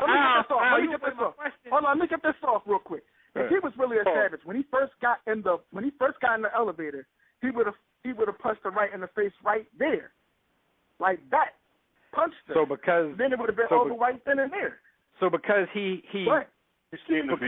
went in there, jumped in her face and provoked her to try to slap him back, that makes it okay in comparison to him just going in there and beating her up. It makes it okay. It makes it okay for this reason. Because they Damn, it's not okay. It's not okay. There's nothing that makes it okay. Wait a minute. Oh, you tripping, man. Wait a minute. I'm not tripping. I know this type of woman. Even though y'all don't want to say she's that type. These two. But no, I'm saying, I'm giving you the benefit. I'm saying even I don't know her. I'm saying even I'm saying even if she is, that doesn't excuse what happened. If that's your sister, do you say, well, I know she gets upset at times, so if that's your sister, do you react that way? Bro, it could be my daughter. If I knew my daughter got down like that, I'm minding my business. Whoa! I mean, there's nothing I can say to you. Ain't nothing we can say to you after that. Ain't nothing we can say to you after that. If my daughter and my sister are innocent in this, because I know that they are, that's why I could jump and put them on my gorilla suit. My daughter, my sister tell me they got hit. I know it ain't their fault. I could take that for granted. How you know? She could call. She could have called her brother that night, and he could think the same thing. No way. It's not going down because they already know what time. That's why I could just feel safe. But Al, you don't know this woman. You know nothing. You are taking a lot of speculation. Again, I don't want to speculate about her. I don't want to speculate about him. I'm only going by what I've seen. I can't speculate what kind of woman she is. Yo, I saw him beat a woman. I saw him beat a woman. That's not speculation. I saw him punch a woman twice. That's not speculation. That's the definition of. I saw it with my eyes. That's not speculation. So if she don't get knocked out, and she just, if she don't get knocked out, he still punched her. He still punched her. Spit in her face. Why did he spit in her face? I gotta be honest. I don't see a punch. I don't see a punch. I'm looking at footage right now. I don't see a punch. Punch, slap. You ain't say that, beloved. You ain't say that. Punch, slap. Yeah, like her hair just flew up in the air for nothing. I don't care. Hold up. I'm saying for the sake of the argument, he put his hands on her. She put his hands on him. That's how they get down. Now, that's their business. The NFL, on the other hand, makes me mad because now they're using him as an example to all the rest of the Negroes in the league. I don't think they have a choice. And that's messed up. And see how you playing that card is BS for you to play that card because they gave him a 2-game suspension when the whole world, including black people, was saying that's all he gets. That was just. I think that was just 2 games. Okay, you think that was just, but you didn't see everybody else complaining. Like when they gave it to him, I wasn't upset either. But the only reason I wasn't upset is because there was no precedent for this. So I'm like, okay, that's a very difficult decision for the NFL to make because they don't have precedent for this. So that's why I wasn't complaining. But everybody else was complaining about that's all he gets. Now that they flipped it and, the Ravens they fired him and now he's on indefinite suspension, now everybody's going crazy. Oh, man, they're making an example of him. I'm not saying you because you were cool with it from the door, but I do know some people who just flipped. Like, they thought he deserved more, and now, they're going too far. Yo, at this point, they don't have a choice. So I don't understand how you're playing that card when they tried to protect this dude in the first place. They gave him 2 games when the whole world came back at them. Then they had to make a policy that didn't even apply to his punishment because it was too late. Then when the video came out, okay, that's it. Come on, you got people that's going to protest this thing. Yo, if you own a company, Al, if you own a company and your employee, somebody's life. Listen, if you own a company and your employee you're missing a point. on national, put them in a position to be able to do that. Yeah, this guy was blessed. He was blessed to play a child's game and make a living doing so. He put himself in a position where they can do that. You see what I'm saying? You got to be smarter than that, man. He's playing checkers in life when you got to play chess. That's the problem. The problem is he's in the casino. He's in the casino. He got so mad he lost. But he has to be smarter than that. No matter how mad you get, you have to be smarter than that. That's easy for you to say sitting right there. When you dealing with this is why I gotta. Sam, I had a woman pull a gun to me, Sam. I didn't hit her. No, I mean, not I ain't trying to put all my personal business out there, but at the end of the day, I've been through some stuff too, man.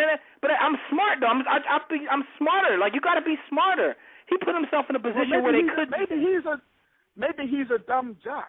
Maybe he. So therefore, he put himself in a position where this can happen to him. I don't feel sorry for him, but I do hope that he gets help because obviously he needs help, even if it's just his anger. He needs help. I don't want to judge him like I said, but I am judging what I saw on that tape. I could do that. I'm not speculating about his. I'm not speculating about her. How about Vaden? I thought you knew her though. The way you was talking about her, I thought you knew her or something. Huh? I just know the type. I know the type she is. I don't have to know her personally to know her type. But what I'm saying is, I also know the type that get beat to the point where they do marry someone because they're scared. I know that type too. How does one? I gotta be honest. I never met a black woman from a grainy video. You ain't never met no black woman that what? Eat the cake, that anime. Was that scared. Huh? Nothing, man. Oh, you bringing up Tina Turner? Oh man. I mean, I can bring up a lot of different. That's a different breed of woman, though. That's old school. Oh, now it's a different breed of woman. Yeah, because she's new. That's why I said they turn. In my post, I said that's why they turn into savages. You can't listen, man. And if you don't believe me, go out there and make one of them mad, and then see if you can calm them down. We appreciate your call. We got to get to another call, brother. Yo, but the thing is, man, now when you were telling me yesterday that there's a different, you know what I'm saying, it's a different side to this. You know, it's the dirt side. I understand that all well and good, but, yo, it's all about who you associate yourself with. Like, I'm not on that side no more, man. So I'm not down with the savages. And I can't just call this woman one just because, you know, somebody's spitting in her face. That's but a it's human okay to reaction. call him a woman beater. I saw him beat his woman, though. You keep saying that. You're speculating that she's this and she's that. I saw him. There was no reason to spit on that woman and punch her, man. No, there was not a reason to spit on her and punch her. What did you see her do? Okay, go back and watch the video. Listen, when you're in a relationship with a woman, she's going to make you mad. You're going to make her mad. But that doesn't justify putting your hands on someone. And at the end of the day, what you're doing is speculating. You don't know anything about her. You don't know what she said. You don't even know that she made him mad. You're speculating. When someone says he hit her, that's not speculation. That's a fact. Yo, the quote, the cliche. Mad that he's going to spit on her for no reason. And he said he was under the influence. He said he was drunk. He said it was hard liquor that he was on. Y'all got it. I'm using the context clues of the footage. You're speculating. I could go by. Right, we get you. You got the context. This is the last thing because we got to get to a bunch of calls. We got to get to a bunch of calls, but look, the last thing is, it's the saying is true, dog. There's a thin line between love and hate. So the person that you love the most in this world is the person that knows how to push your button the most in this world. So whether you have a girlfriend, fiance, wife, come on, that person is going to make you angrier than anybody else can at certain times. All couples argue. You don't get mad to the point where you spit on them or you punch them because you're upset. There is no reason for that, man. Hold on. So we can't justify. Dad, we got to get to another caller. I know. The line's blowing up. Hey, Al, thanks for the call, though, man, because you said you were going to call in. You called in, man. I appreciate it. Was crazy to me. Thanks, Al. Because. Hello? Yeah. Let's get the. We gotta get the Naeem. We got calls. Yo, that call was crazy to me because it was, as Jimmy so adamantly pointed out, it was a black man beating a black woman's ass. And excuse my language, listeners, but I can't really. There's no cut cards here on this one. How are we ever going to come together and heal ourselves as a people with these types of prevalent attitudes out there? And I was just, I was floored, amazed, and shocked on social media. I didn't think that there was anything that could shock me coming off of social media. I thought I'd done seen it all. But the sentiment of my fellow African-American males towards this situation, I'm sick. There's nothing. But you know what, Beyonce, I'm not just gonna put it on them. I'm not gonna put it on them. It's all men. And then you know what? Even I've seen females take up. No, I've seen females. I've seen all races, all colors. It's people, man. My God. As humans, we're effed up. Like I said, to me, I hold the black woman in the highest regard. I believe they're God. There's the whole victim angle. Because black people have been treated the way they're treated in this country and continue to be treated that way, we have what I like to call is a victim mentality.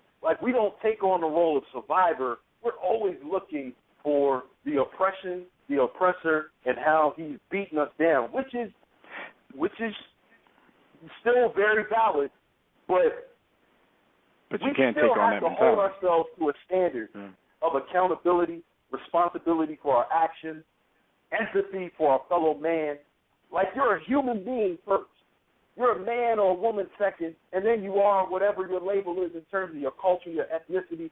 Like, from a human standpoint, there's no way to defend this and say that you are standing up for black rights or, like that's a black woman. That's your wife. That's just, these dudes are crazy. I've seen all types of, from excusing his actions to getting the point misconstrued and getting caught up in what the NFL is doing and what corporate sponsors are doing. Yo, they never loved us. To quote Dre, they never, like, I'm never shocked to see what the NFL, the NBA, these are institutions owned and controlled by old white men who don't really have an interest in the black community. Not to say they hate us or they do, they hate us or they do hate us. I don't know whether they do or they don't. But why are we so concerned with them and their response to this? I think the focus is off when people talk about that. We got to get to these calls because, and let everybody make their point short because we don't have that much time left. But I just think the focus is off on that because, from a business owner's perspective, at this point when your employee is out there on national media on a video, punching his girlfriend, there's nothing left that I can do because now you're starting to affect my bottom line. And even if I tried to protect you before, once your personal problems start to affect my bottom line, then, okay, I'm going to have to be a hypocrite on that. So, I understand that the NFL are hypocrites, but at the same time, that shouldn't be the focus here, man. There's no excuse for that behavior. Let's go to the homie Naeem out in B-More. Naeem, what's going on, man? Not much. I'm laughing. I'm going to keep it short, but this is my problem with the whole situation. And I saw a lot of y'all post and read a lot of people post. This is my whole problem with it. Without the videotaping, like you said, without technology, first of all, this man went to court, admitted it. He hit his wife. Well, he took the deal. He didn't have to admit it. He took the deal for 3 years. He got the pre-trial intervention treatment. Yeah, exactly. Pre-trial, that's admitting guilt. So that's my thing with it. And when he first got punched 2 games, I really thought that was a slap in the wrist. Like, he got off. You know what I mean? So I kept it moving. My thing is, on Monday morning or Tuesday when I woke up and I saw the videotape again and they dropped it, I was mad because it got real because it's like I got mad about this right here.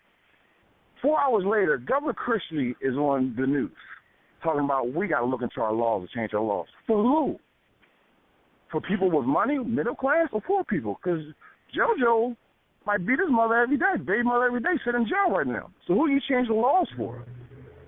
See, this is bigger than Ray Rice. This is why I'm saying, like, he's a scapegoat. He's a scapegoat. He's a known athlete, an athlete in a sport which a lot of people with that's domestic violence women groups. Naeem, this is B. We got to change the language when we're described because he's not a scapegoat. And I get not a scapegoat. We're not a scapegoat. Well, they're using him. They're using him right now. We would be going to jail. So the example is going to be set. The fact that black people are upset with this, Ray Rice is not going to jail as of right now. No. He's not going to jail for it. That will cause a riot. He's going to get $9 million next year, whether he plays or not. Yo, the dude made out. Come on, man. But B, this is my point. I'm not talking about making out. But for a governor to come in, because he wants to get credit now to say, I want to look into changing laws or change the laws, that's crazy. And then by the time they dropped it, politicians they definitely look for that lightning rod for them to jump onto a cause. I definitely get that. So and when they drop the he's tape, going to be the example right now. Ray Rice is the face of domestic violence. They dropped the tape, and this is the thing. He did it. And I might be sounding like Jimmy, conspiracy theory, but they dropped the tape when you got the trial. Not the trial started yet, but the charge of the New York cop on Tuesday happened. Nobody talked about that. For him being charged for homicide, we're going to keep these folks busy with social media talking about Ray Rice. Like I said, 9/11 happened today. You didn't see that much going on about that, talking about that. Everything is still on Ray Rice. Keep our attention see that off everything else. If it wasn't TMZ that dropped the tape, though. You think TMZ in cahoots with the politicians? I don't think everything they do is illegal. Somebody saw everything they TMZ. do is illegal.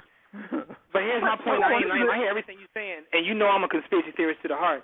My whole issue is this man put himself in a position for them to do that. Oh, yeah, from day one. He's gonna, this is my point, from day one. From day one, though, when we all saw that tape, we knew we hit her. And I'm like, what happened to the tape? Yeah, but it definitely becomes real. And the thing about the politicians jumping in, this is an easy issue for them because there's only one side to this issue.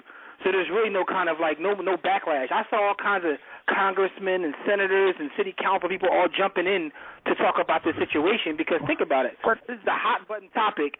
This is a hot button topic where there's really going to be no opposition. So this is an easy topic. But they're not changing the laws about the cops shooting the kid in Missouri. They're not changing but you know what though? You know what though? Naeem, the issues are getting confused here. What I'm saying, the politicians and the powers that be never cared about us anyway.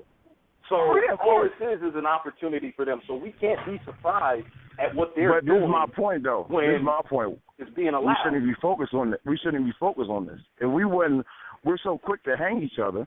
And this ain't a black-white thing. We're so quick to hang a person, period.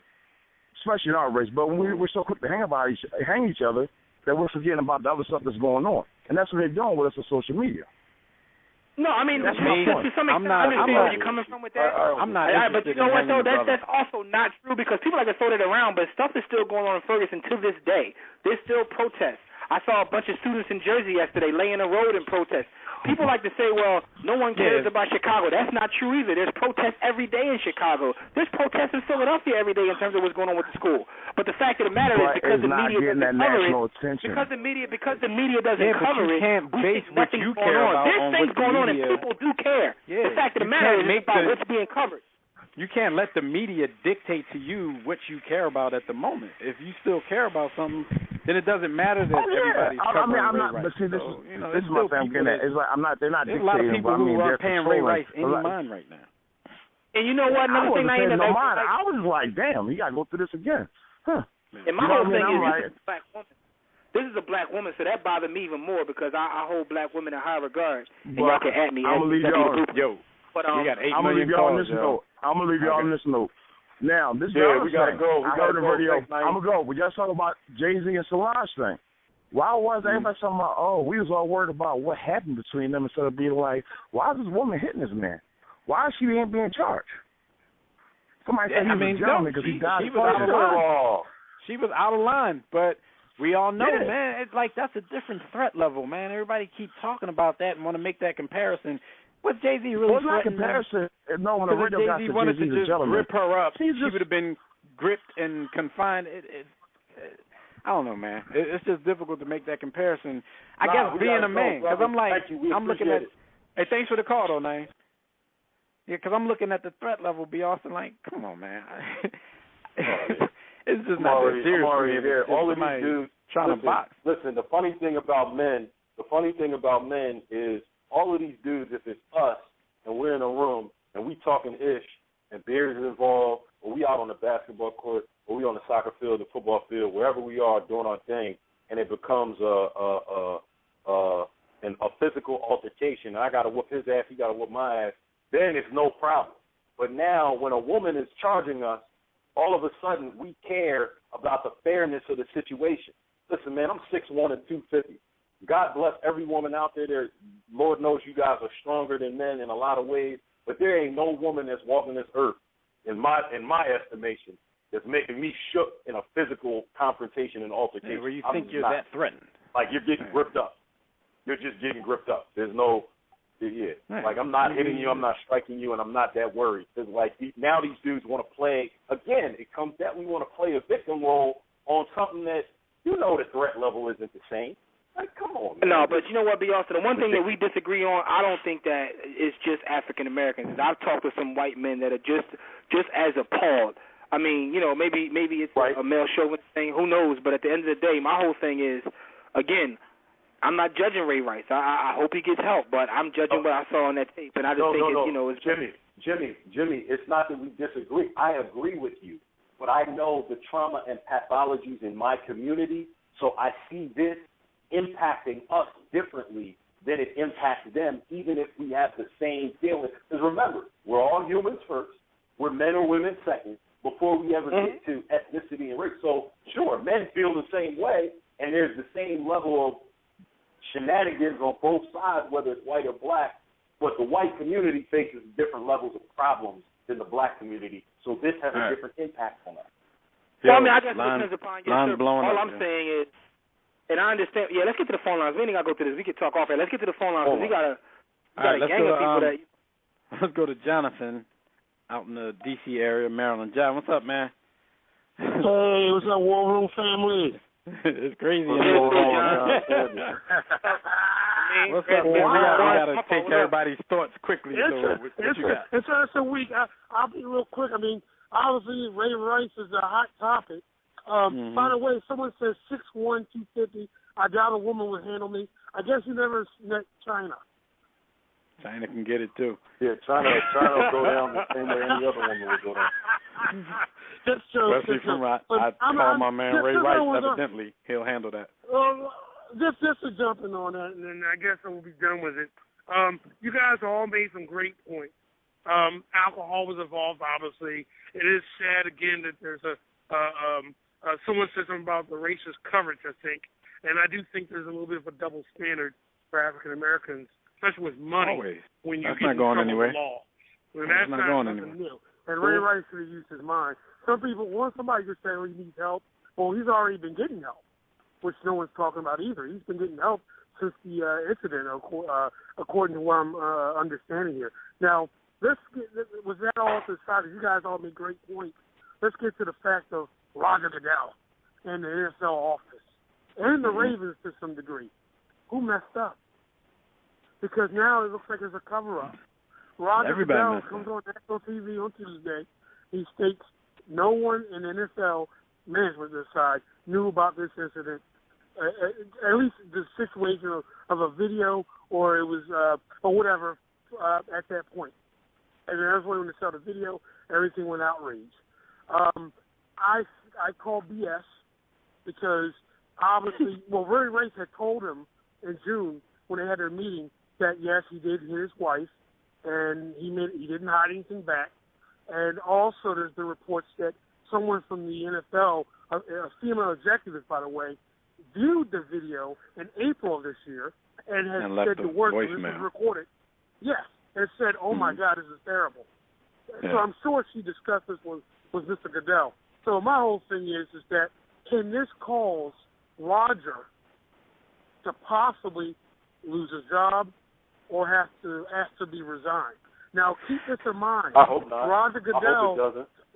Roger Goodell from 2010 to 2014 under his stewardship, and I'm just looking at the money. I think, Dev, we talked about this online the other day. The NFL's value has increased 40%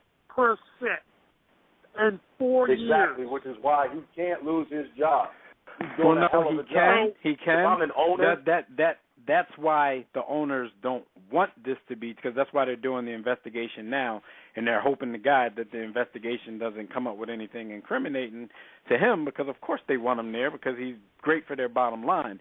But the publicity will be bad for their bottom line if indeed you find out he's telling bold-faced lies to the media. So it's possible that he's going to lose his job. And I heard the owners say a few owners say that much. To resign. And that's sad to one extent because, you don't want to see a guy lose his job on something that was out of his control, especially a botch. This obviously was a botch situation because, domestic violence has been around forever. And again, going back to the double standard, and I know this is a whole different category, but there's been other folks per se that have been in that situation and didn't get as much media exposure or coverage as Ray Rice has been getting in the last 2 Y'all keep forgetting about this videotape, man.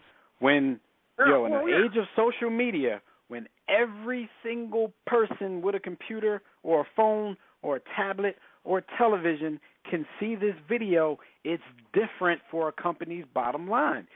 Everything, before the age of social media, you can sweep things under the rug a lot easier. Before they never came out, he'd be playing next week. He'd be playing next week if this video never came out. That's what people that's what people aren't understanding. And then when the next thing happened, or if something else, if Ray Rice was spared and he played next week and this video never came out, and say a video came out of somebody else 6 months down the line, they would be Ray Rice, and Ray Rice would be sitting there playing, and you'd be saying that about him. Well, Dad, they went easy on Ray Rice. He didn't get this kind of scrutiny because nobody saw it. That's the bottom line. It's all about that. The other point is, this is remaking the NFL. It is now domestic violence has took the forefront finally. And on top of that, you have to adapt now, the NFL. They have to adapt. They have to take some of these matters more seriously than they have before. And like the NFL had to be the NFL had to be advocates for dogfighting. Like, somebody does something, they got to take that on. But that's what you're going at. Now, in regards to the Ravens organization, Bisciotti, he's been one of the more fair owners in the NFL. There's not a lot of bad things you can say about the guy. I feel bad, not for a billionaire, to step outside the money, but I feel bad for himself and his organization because living in Baltimore, I've seen a lot. Their fan base is pretty loyal. I mean, look, they handled, and I hate to keep bringing this up, but the Ray Lewis situation. No one else can handle that better than probably the city of Baltimore, right? I hate to see that Baltimore, again, is in a situation where they have a player that's given a black eye, indirectly or directly, to the city of Baltimore or to the team, and they have to go through this again with a black eye. And now, you got these marketers who are still thinking about taking their money away from the Ravens and all this other stuff because they feel like the Ravens weren't honest with them as well with the situation of not knowing the video. With all the money and everything goes involved in the NFL. Think about it. Johnson, this is why. Spend millions of dollars just to research these players, just to find out. But here's my thing, Johnson. But this is why when you get to that level, right, you have to be smart because there's like a butterfly effect in terms of him making that one decision. Even if we take the last call, take his theory and she made him that mad, he has to be smarter because it's not just him. A lot of people will lose their job based upon his decision. That one decision can, and I try to tell this when I talk to younger kids and mentor younger kids, listen, you can make one decision that can follow you for the rest of your life, so you have to be smart. Because no matter what he does, Ray Rice can be a good guy, right? But that's not what he's going to be known for. No matter what he does the rest of his life, he is the face. He's the new Ike Turner, the new Chris Brown. Like, this is what he is. This is going to travel with him. So that one decision, let's just say he was a Saint before then, that one decision is going to change the trajectory of not only his life but a lot of people's lives. So you have to be smart out there, especially as an African-American man when everything's against you anyway. Okay. We got a lot of calls, Joe. We got to go to these. Okay, this is my last question, you guys, and you guys can brutally answer this. And I'm talking from a legal standpoint now. We all understand suspending everything, but and I know the NFL has this great power, but just like court cases, double jeopardy. Can Ray Rice and his legal team sue the NFL? The reason being, no, they can sue. They have ground. They may have some. I think he may have some legal recourse. There's no double jeopardy in the sense of the legal system or judicial system. They can sue and try and set that precedent and say, bad faith in terms of what's going on. But they may win that or they may lose it. It's not a clear. But you also notice Ray Rice hasn't publicly been negative towards the NFL because I'm thinking that he understands that with the 2-game penalty, they were trying to protect him in the first place, and at this point, they really have no choice but to do what they have to do. But if he wanted to take that route, he may have some legal recourse, but I'm pretty sure they got some. You know what? They may settle with him. They may settle with him when he gets some money. But I can't see him playing again. What team, forget. First of all, he was on a downswing of his career anyway. It's not the Ray Rice of 3 years ago. The dude's averaging 3.1 yards a carry, so he was on his way out the league anyway. But I can't see a team taking a risk on him when he isn't that great of a back that he used to be, for one, and for two, the distraction that will come with putting him on your team. Who's going to take a chance on him? So he may win. He may sue. He may settle, get some money. But, I think the league is going to wash their hands with him. Especially now that 49% of NFL consumers are women. What happened? John, we got to take these other calls, John. All right. Let's take another call. Yeah, I don't know what happened. I think he dropped. All right. He's about to tell me he don't want to talk about the John. He can't change the topic right now. We're rolling. Let's go to Mojo real quick from the season ticket. Mojo, I know you've been waiting. What's your thought on this? Sorry that you're on the back end right now, and we got to keep it short. It's fine. It's fine. I'm in the crazy noisy space, so I can't really talk anyway. But I think dude that called with the Philly accent, the first dude was way to the left of base. Like, he's really the problem. Like, you justifying saying because she was this, it's okay for him to hit her because they have that type of relationship. She that type of chick. Like, you don't know them people. Like, it was just so crazy. I was posting on my page like, y'all gotta call in and listen to this craziness because it's ridiculous. But she could have said at that moment, she could have said, "F your mama, your family, your sisters, your dead grandma," and there's no reason to do what he did to her. And just like Jimmy was saying, like, you put yourself in that situation. You know, people always try to go back to the Jay-Z and Solange situation, but in that situation, Jay-Z, the $500 million man, is like, son, I don't care what she do, I'm good. Because you understand, one, as a rich person in America, two, as a celebrity, way more to lose. And three, as a black man in America, you gonna take a L no matter what the situation. And, it could be a situation and four, you was playing hide the fanny pack with Rachel Ray anyway. That's why she was mad. No, but seriously though, like everybody keeps going back to that Jay-Z Solange situation, but I'm fine with people that want to make the comparison because the comparison is this. Ray Rice and Jay-Z had a lot more to lose than Solange and Janae Rice. Jay-Z handled his situation the right way. One person came out looking like a genius and one person didn't. Yeah. So that's on. I can't give him the excuse and try to flip it and say, well, what about Solange? Look, Solange did what she did. We don't know why, and Jay-Z handled it correctly, and that's why Jay-Z is still where he is today, and he's not being dragged through the mud like Ray Rice is right now. Like Jimmy said, and you did it to yourself. People talking double jeopardy, like, hello, they ain't charging me getting in court. This is a company, and they saying, we want to wash our hands with you. We want to wash our hands with you. It's moral clauses in these contracts. It's all kind of stuff that gives them the right to say, all right, yeah, it was this, and we tried to protect you, like you said, but when the video was out there and now it's about my bottom line, you got to go. No matter what. No matter what you think, if you think it's fair, it's never fair for us. Yeah. We have to operate in that mindset going forward. Like, you just like think about like Kwame Kilpatrick, the mayor, the one that went to jail with the text messages with his assistant and other. Like, son, you're a black politician.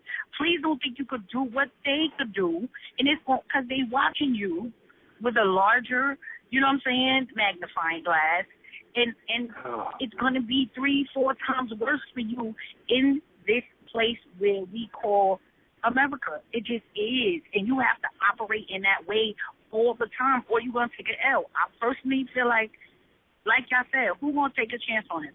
Like, if it might be his only way to try to get some extra money is to sue the NFL because the union, the players' union or whatever, didn't represent him well. If they could go back.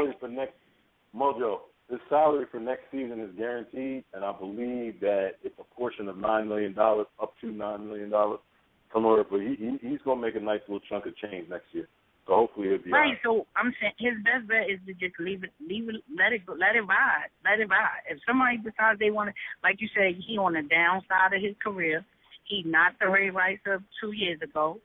So, I mean, he needs to just go somewhere and sit down, become an advocate, change, do some stuff, and become active, and maybe, I don't know, his life is going to happen. But right now, by the time it might be too late for him. Like, let me say, definitely. He averaging 3.1 a carry right now. Yo, and I know this has no bearing on the situation, but that dude was on my fantasy team too. Damn it. Yo, mine too, yo. And I think I lost week 1 based upon bad karma because, you know, I had an ignorant team name, but that was before I saw the tape. I mean, you know, before Wax gave the tape over to TMZ, you know what I'm saying, I had a different team name, so. Yeah. Hey, Mojo, thanks for your call. And everybody, make sure you check out Mojo and the season ticket on the War Room Sports Podcast Network. Just go to WRSPN.com and look for the season ticket. Listen to their latest show because they got it in about this as well. So thanks, Mojo. We appreciate the call. No problem. Thanks, guys. All right. Yeah, we got calls for days, man. We'll go to Rob out in California. Days. Rob, what's going on, man? What's up, man? Bananas in that War Room, man. Bananas, man. Yo, it's really the War Room tonight. We got a gazillion calls. Yeah, we got a bunch of calls. I mean, people feel some type of way about this one way or the other. Like, yeah, we got. You know, to the people that disagree quick, with us, listen, man. I appreciate you calling in anyway, man. Keep them calls coming too. What's up, Rob? No doubt. Everybody don't agree. Everybody got an opinion. I'm just gonna touch on one thing, and I want more on the football, other stuff.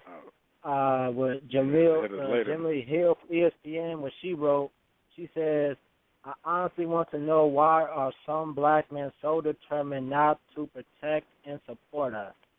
Yeah. You know. That was a good question. I saw you post that the other day, and I think it was a good thing that she wrote. I mean, a lot of people tried to slam it down like, you know, this is a human situation, not a black situation. And in some ways they're right, but then, you know, there's some people out there who don't understand the black situation and why she had to be specific like that, because we do have certain problems in our community that we need to take care of, you know, before we're, you know, broadening out to just things being human issues. So, you know, I got what she wrote. You know, I didn't expect everybody to understand what you were posting, but that's the risk you take when you're in a diverse community. So. Yeah, absolutely. All right, man. And I want to get y'all what was your football question, Rob? On the upcoming games. What upcoming games like y'all looking up this week, man? Like. I'm actually, you know, I'm not an Eagles fan, but I'm actually looking forward to the Eagles-Colts game because I want to see if the Eagles, you know, what they're really about. They started off slow, but they played well in the second half. And the same with the Colts. I mean, we saw the Colts fight back, so I want to see that game because those are two teams who struggled in the beginning of each game but played the second half, and I just want to see what each team is made. I'm actually looking forward to that game. It's a Monday night game, so I'm looking forward to that one. As a matter of fact, Rob, just check out, go to YouTube, go to War Room Sports TV, and click on the latest episode of Field Vision, because we talked about, we recapped week 1, and we talked about our games of the week for week 2, just because we knew tonight we probably weren't going to get around to that. So check out our latest episode of Field Vision. That's all football. Yeah, we did no Ray Rice on that, and that's all football. So check out Field Vision on War Room Sports TV real quick. Yo, thanks for your call, though, man. We're going to get back to these Rice calls, and we'll talk to you next week, and, you know, we'll be back in regular old sports mode. So thanks for the call, man. Appreciate it. All right, homie. Black woman, you all appreciate it. No doubt. Yeah. On this Tupac jump. At me, y'all. All right, let's get the Philmatic. Don't nobody else care. Let's get the Phil from Tissue and the Tape podcast, also on the War Room Sports Podcast Network. Phil, what's going on, man? I know you've been on hold for a while. Up, y'all, everybody's chomping at the bent to get in this conversation. No, it's all good. I was over here.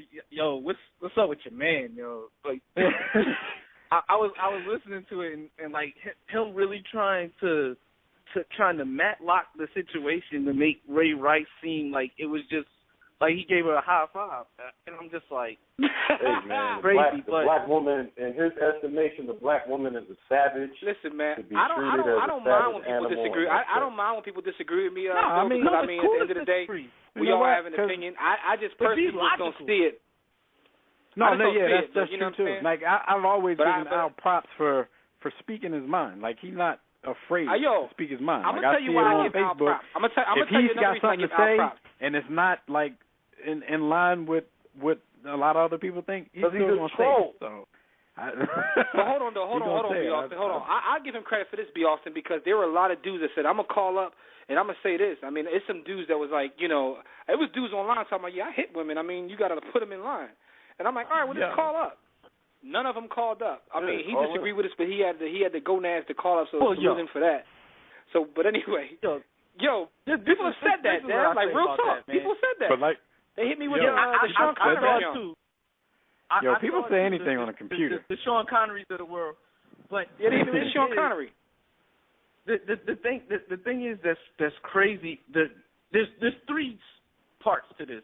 There's the football part, then there's the media part, and then there's the business part. And you can't lump them all together, and that's what's happening. But everybody's looking at it from different angles. The football part, Ray Rice, he wasn't that good anymore. So they didn't necessarily have to save him. They wanted to save their salary cap. He wasn't a big star. So that's that part of it. He was expendable as a football player. More importantly, on the media side of it, like y'all been saying, anytime something is on video, it's going to be magnified. It's forever. So YouTube doesn't go anywhere. It's up in the More cloud. people got we to all see know it. the Right. cloud is like the new Terminator. It's it's taking over. Skynet. Right. It's like Skynet. Yeah, it's Skynet. Literally. So when that video hit and I saw it, and I got a wife, I got a daughter. We all have moms. I got sisters. I got two little sisters. There's nothing that there's nothing you can justify or say that's going to make what we saw in that video okay. I know you wanted to be cool and say we don't know Ray Rice's story. I almost cussed. It doesn't matter what his story is. It doesn't matter what his story is. And I wrote when I first saw it, I was like, I hope they let him play so he can get the Joe Theismann treatment, and I meant it. I wanted to see him get his leg broke because that's the only. And people say, oh, that's cruel. It almost cussed again. That's what it is because that's when you because not only did he first of all he struck a woman, and I hold women in the highest regard because I have so many women. I'm surrounded by so many. My dog's a girl. I mean, it's just the point of he not only did he mess it up for himself, but the perception he's continuing the perception that so many people have of black males, particularly black male athletes. He just justified the stereotype that so many people have. Like, see, there they go. Not to mention that there's an ultimate fighting dude walking around that beat his girl up, and that's a whole other thing. But strictly about Ray Rice and what B. Austin was saying about black culture and black people, their effect on black culture is much bigger. Yes, it is a human issue. It is a general issue, but the effect that it has on black culture, it's just like the music. The music is for everybody, but it's really for us. You know what I'm saying? And that's what a lot of people are missing. They've affected black people where they're polarizing black people, where people are deciding to take sides, or they're trying to stick up for Ray Rice or justify him hitting her, and then other people saying, he needs to, he needs to get his leg broke like how I think. That's the second part. Nah, then you have the third. Then you have the third part. Get this one off because we got to get to some other callers in the next couple minutes. Go ahead. I'm going to get this last part. We got a lot of NFL. The NFL, the business part. They messed up. And then they tried to recover, and then they made it worse. But at the bottom line, at the end of the day, and I heard Dev say it, it is a business. And I hear people saying double jeopardy. That only applies to court. Court. Not the NFL is a business. If they want to change their mind and fire you, they can do that. If you burn the fries, parties can fire you. If he is an employee of the NFL, they can do whatever they want in terms of firing him, and that's what they did. The Baltimore Ravens chose to fire them. The NFL chose to suspend him. He works for a franchise of the NFL, so there is no double jeopardy. He can't. I mean, he can try to sue. He won't win. Because the only recourse he may have, Phil, is the fact that they did make a policy after that, but he might not even apply to that because the policy was made after his initial punishment. He so that doesn't, policy might not even apply to him. He said it's a clean slate. So everything that happened before the policy is exempt from the policy. So he doesn't even fall under that rule.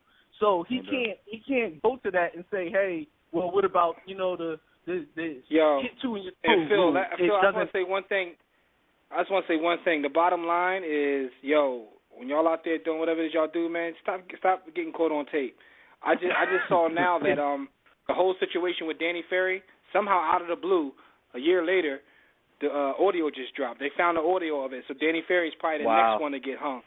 If you are a celebrity, that's breaking news. You gotta stay away. Breaking news. You gotta be smarter. Like you've been saying, you have to be smarter. Like Jay-Z, people keep trying to compare him. Jay-Z was smart, and that's the difference. That's why he's worth $500 million, because he's smarter than the other niggas that do what he does. But listen. We gotta go, Phil. But listen, the reason they're making that comparison. But listen, the reason they're making that comparison is because they're trying to say, well, there's nothing like this when a woman's hitting a man. That's really why they're making a comparison. They're not even really talking about Jay-Z doing the right thing. They're trying to say that, well, how come she can hit him and it's not the same thing? That's what they're really saying. But thanks for the call, Phil, man. Make sure y'all check Tissue and the Tape out. That's also on the War Room Sports Podcast Network. Go to WRSPN.com. and check that out. We're going to get another female perspective here. We're going to go to Tanda up in Philly. Hey, we got calls for days. Hey, this is Tanda. I'm calling. Tanda.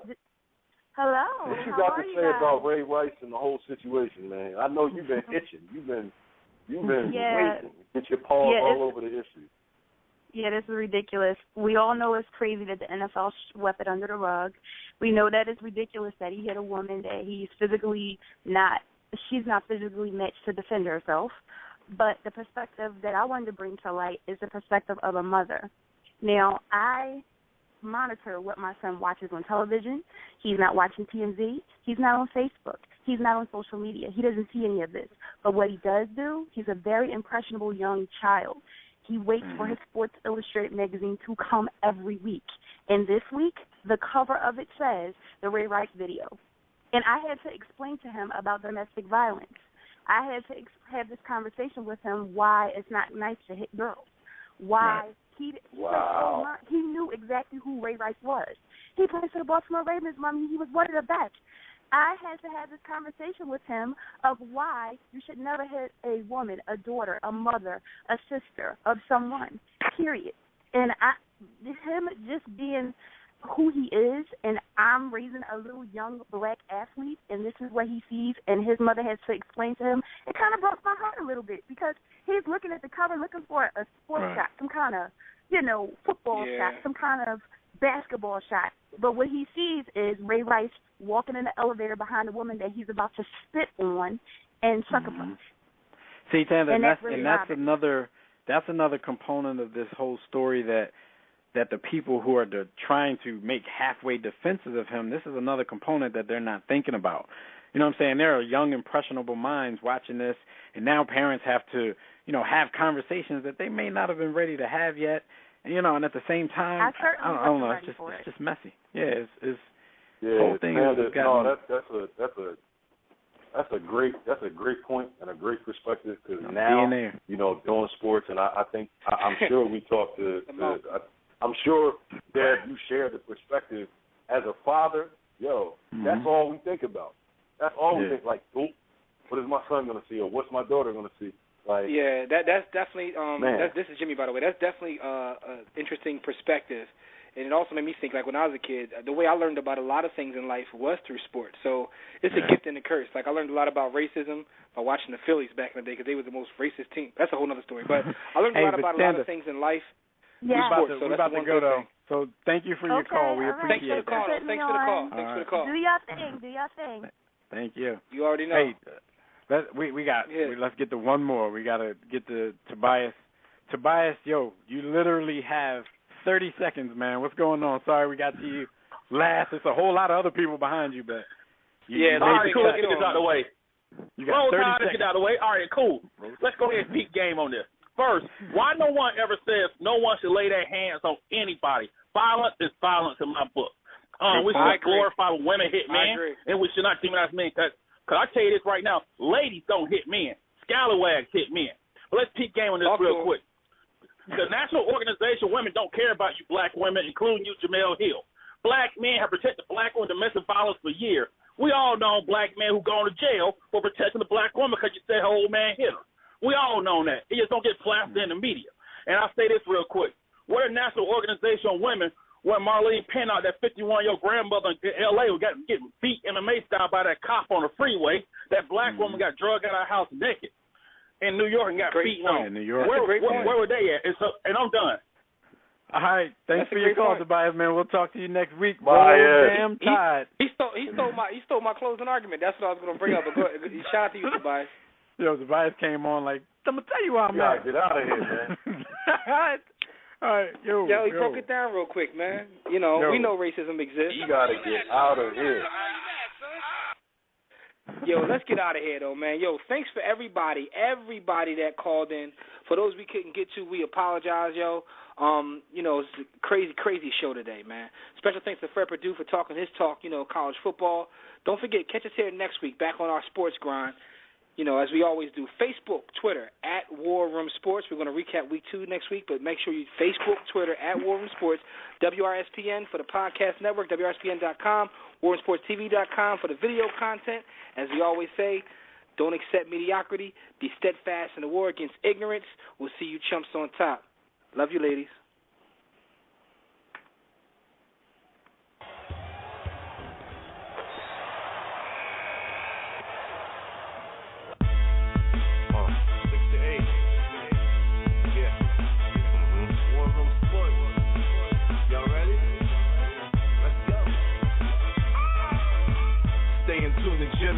Know the blueprint. Every Thursday, 6 to 8, they do this. Shout out to Dev, PJ, B. Austin, Doc Bay on replay. WarRoomSports.com. Get that mobile app. It's not dialed. 323-140012. They be going and you sensitive, then oh well. Physical podcast, let's talk sports. Showtime like magic in the block push. Listen live, push 1 to join in. Rip your team or listen for your enjoyment. Hip hop dollars, pit stop and knowledge. Should be in sports credits, I ain't talking college. 5 guys, no beef though. Corporate secret, but the streets know. Belafonte, I got a G flow. KC, royalty, I'm in beast mode. 2 hours, get your game up. Who's the best in sportscast? You better name us. War Room Sports. Yeah. You know? Jimmy. Dev. TJ. Doc Bay. Lee Austin. I'm shot. Up and coming on the beat.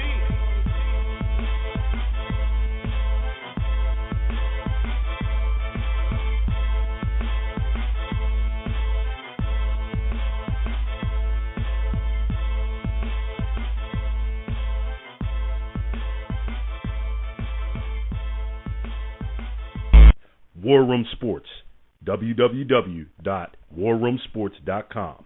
What? Ain't no more to it.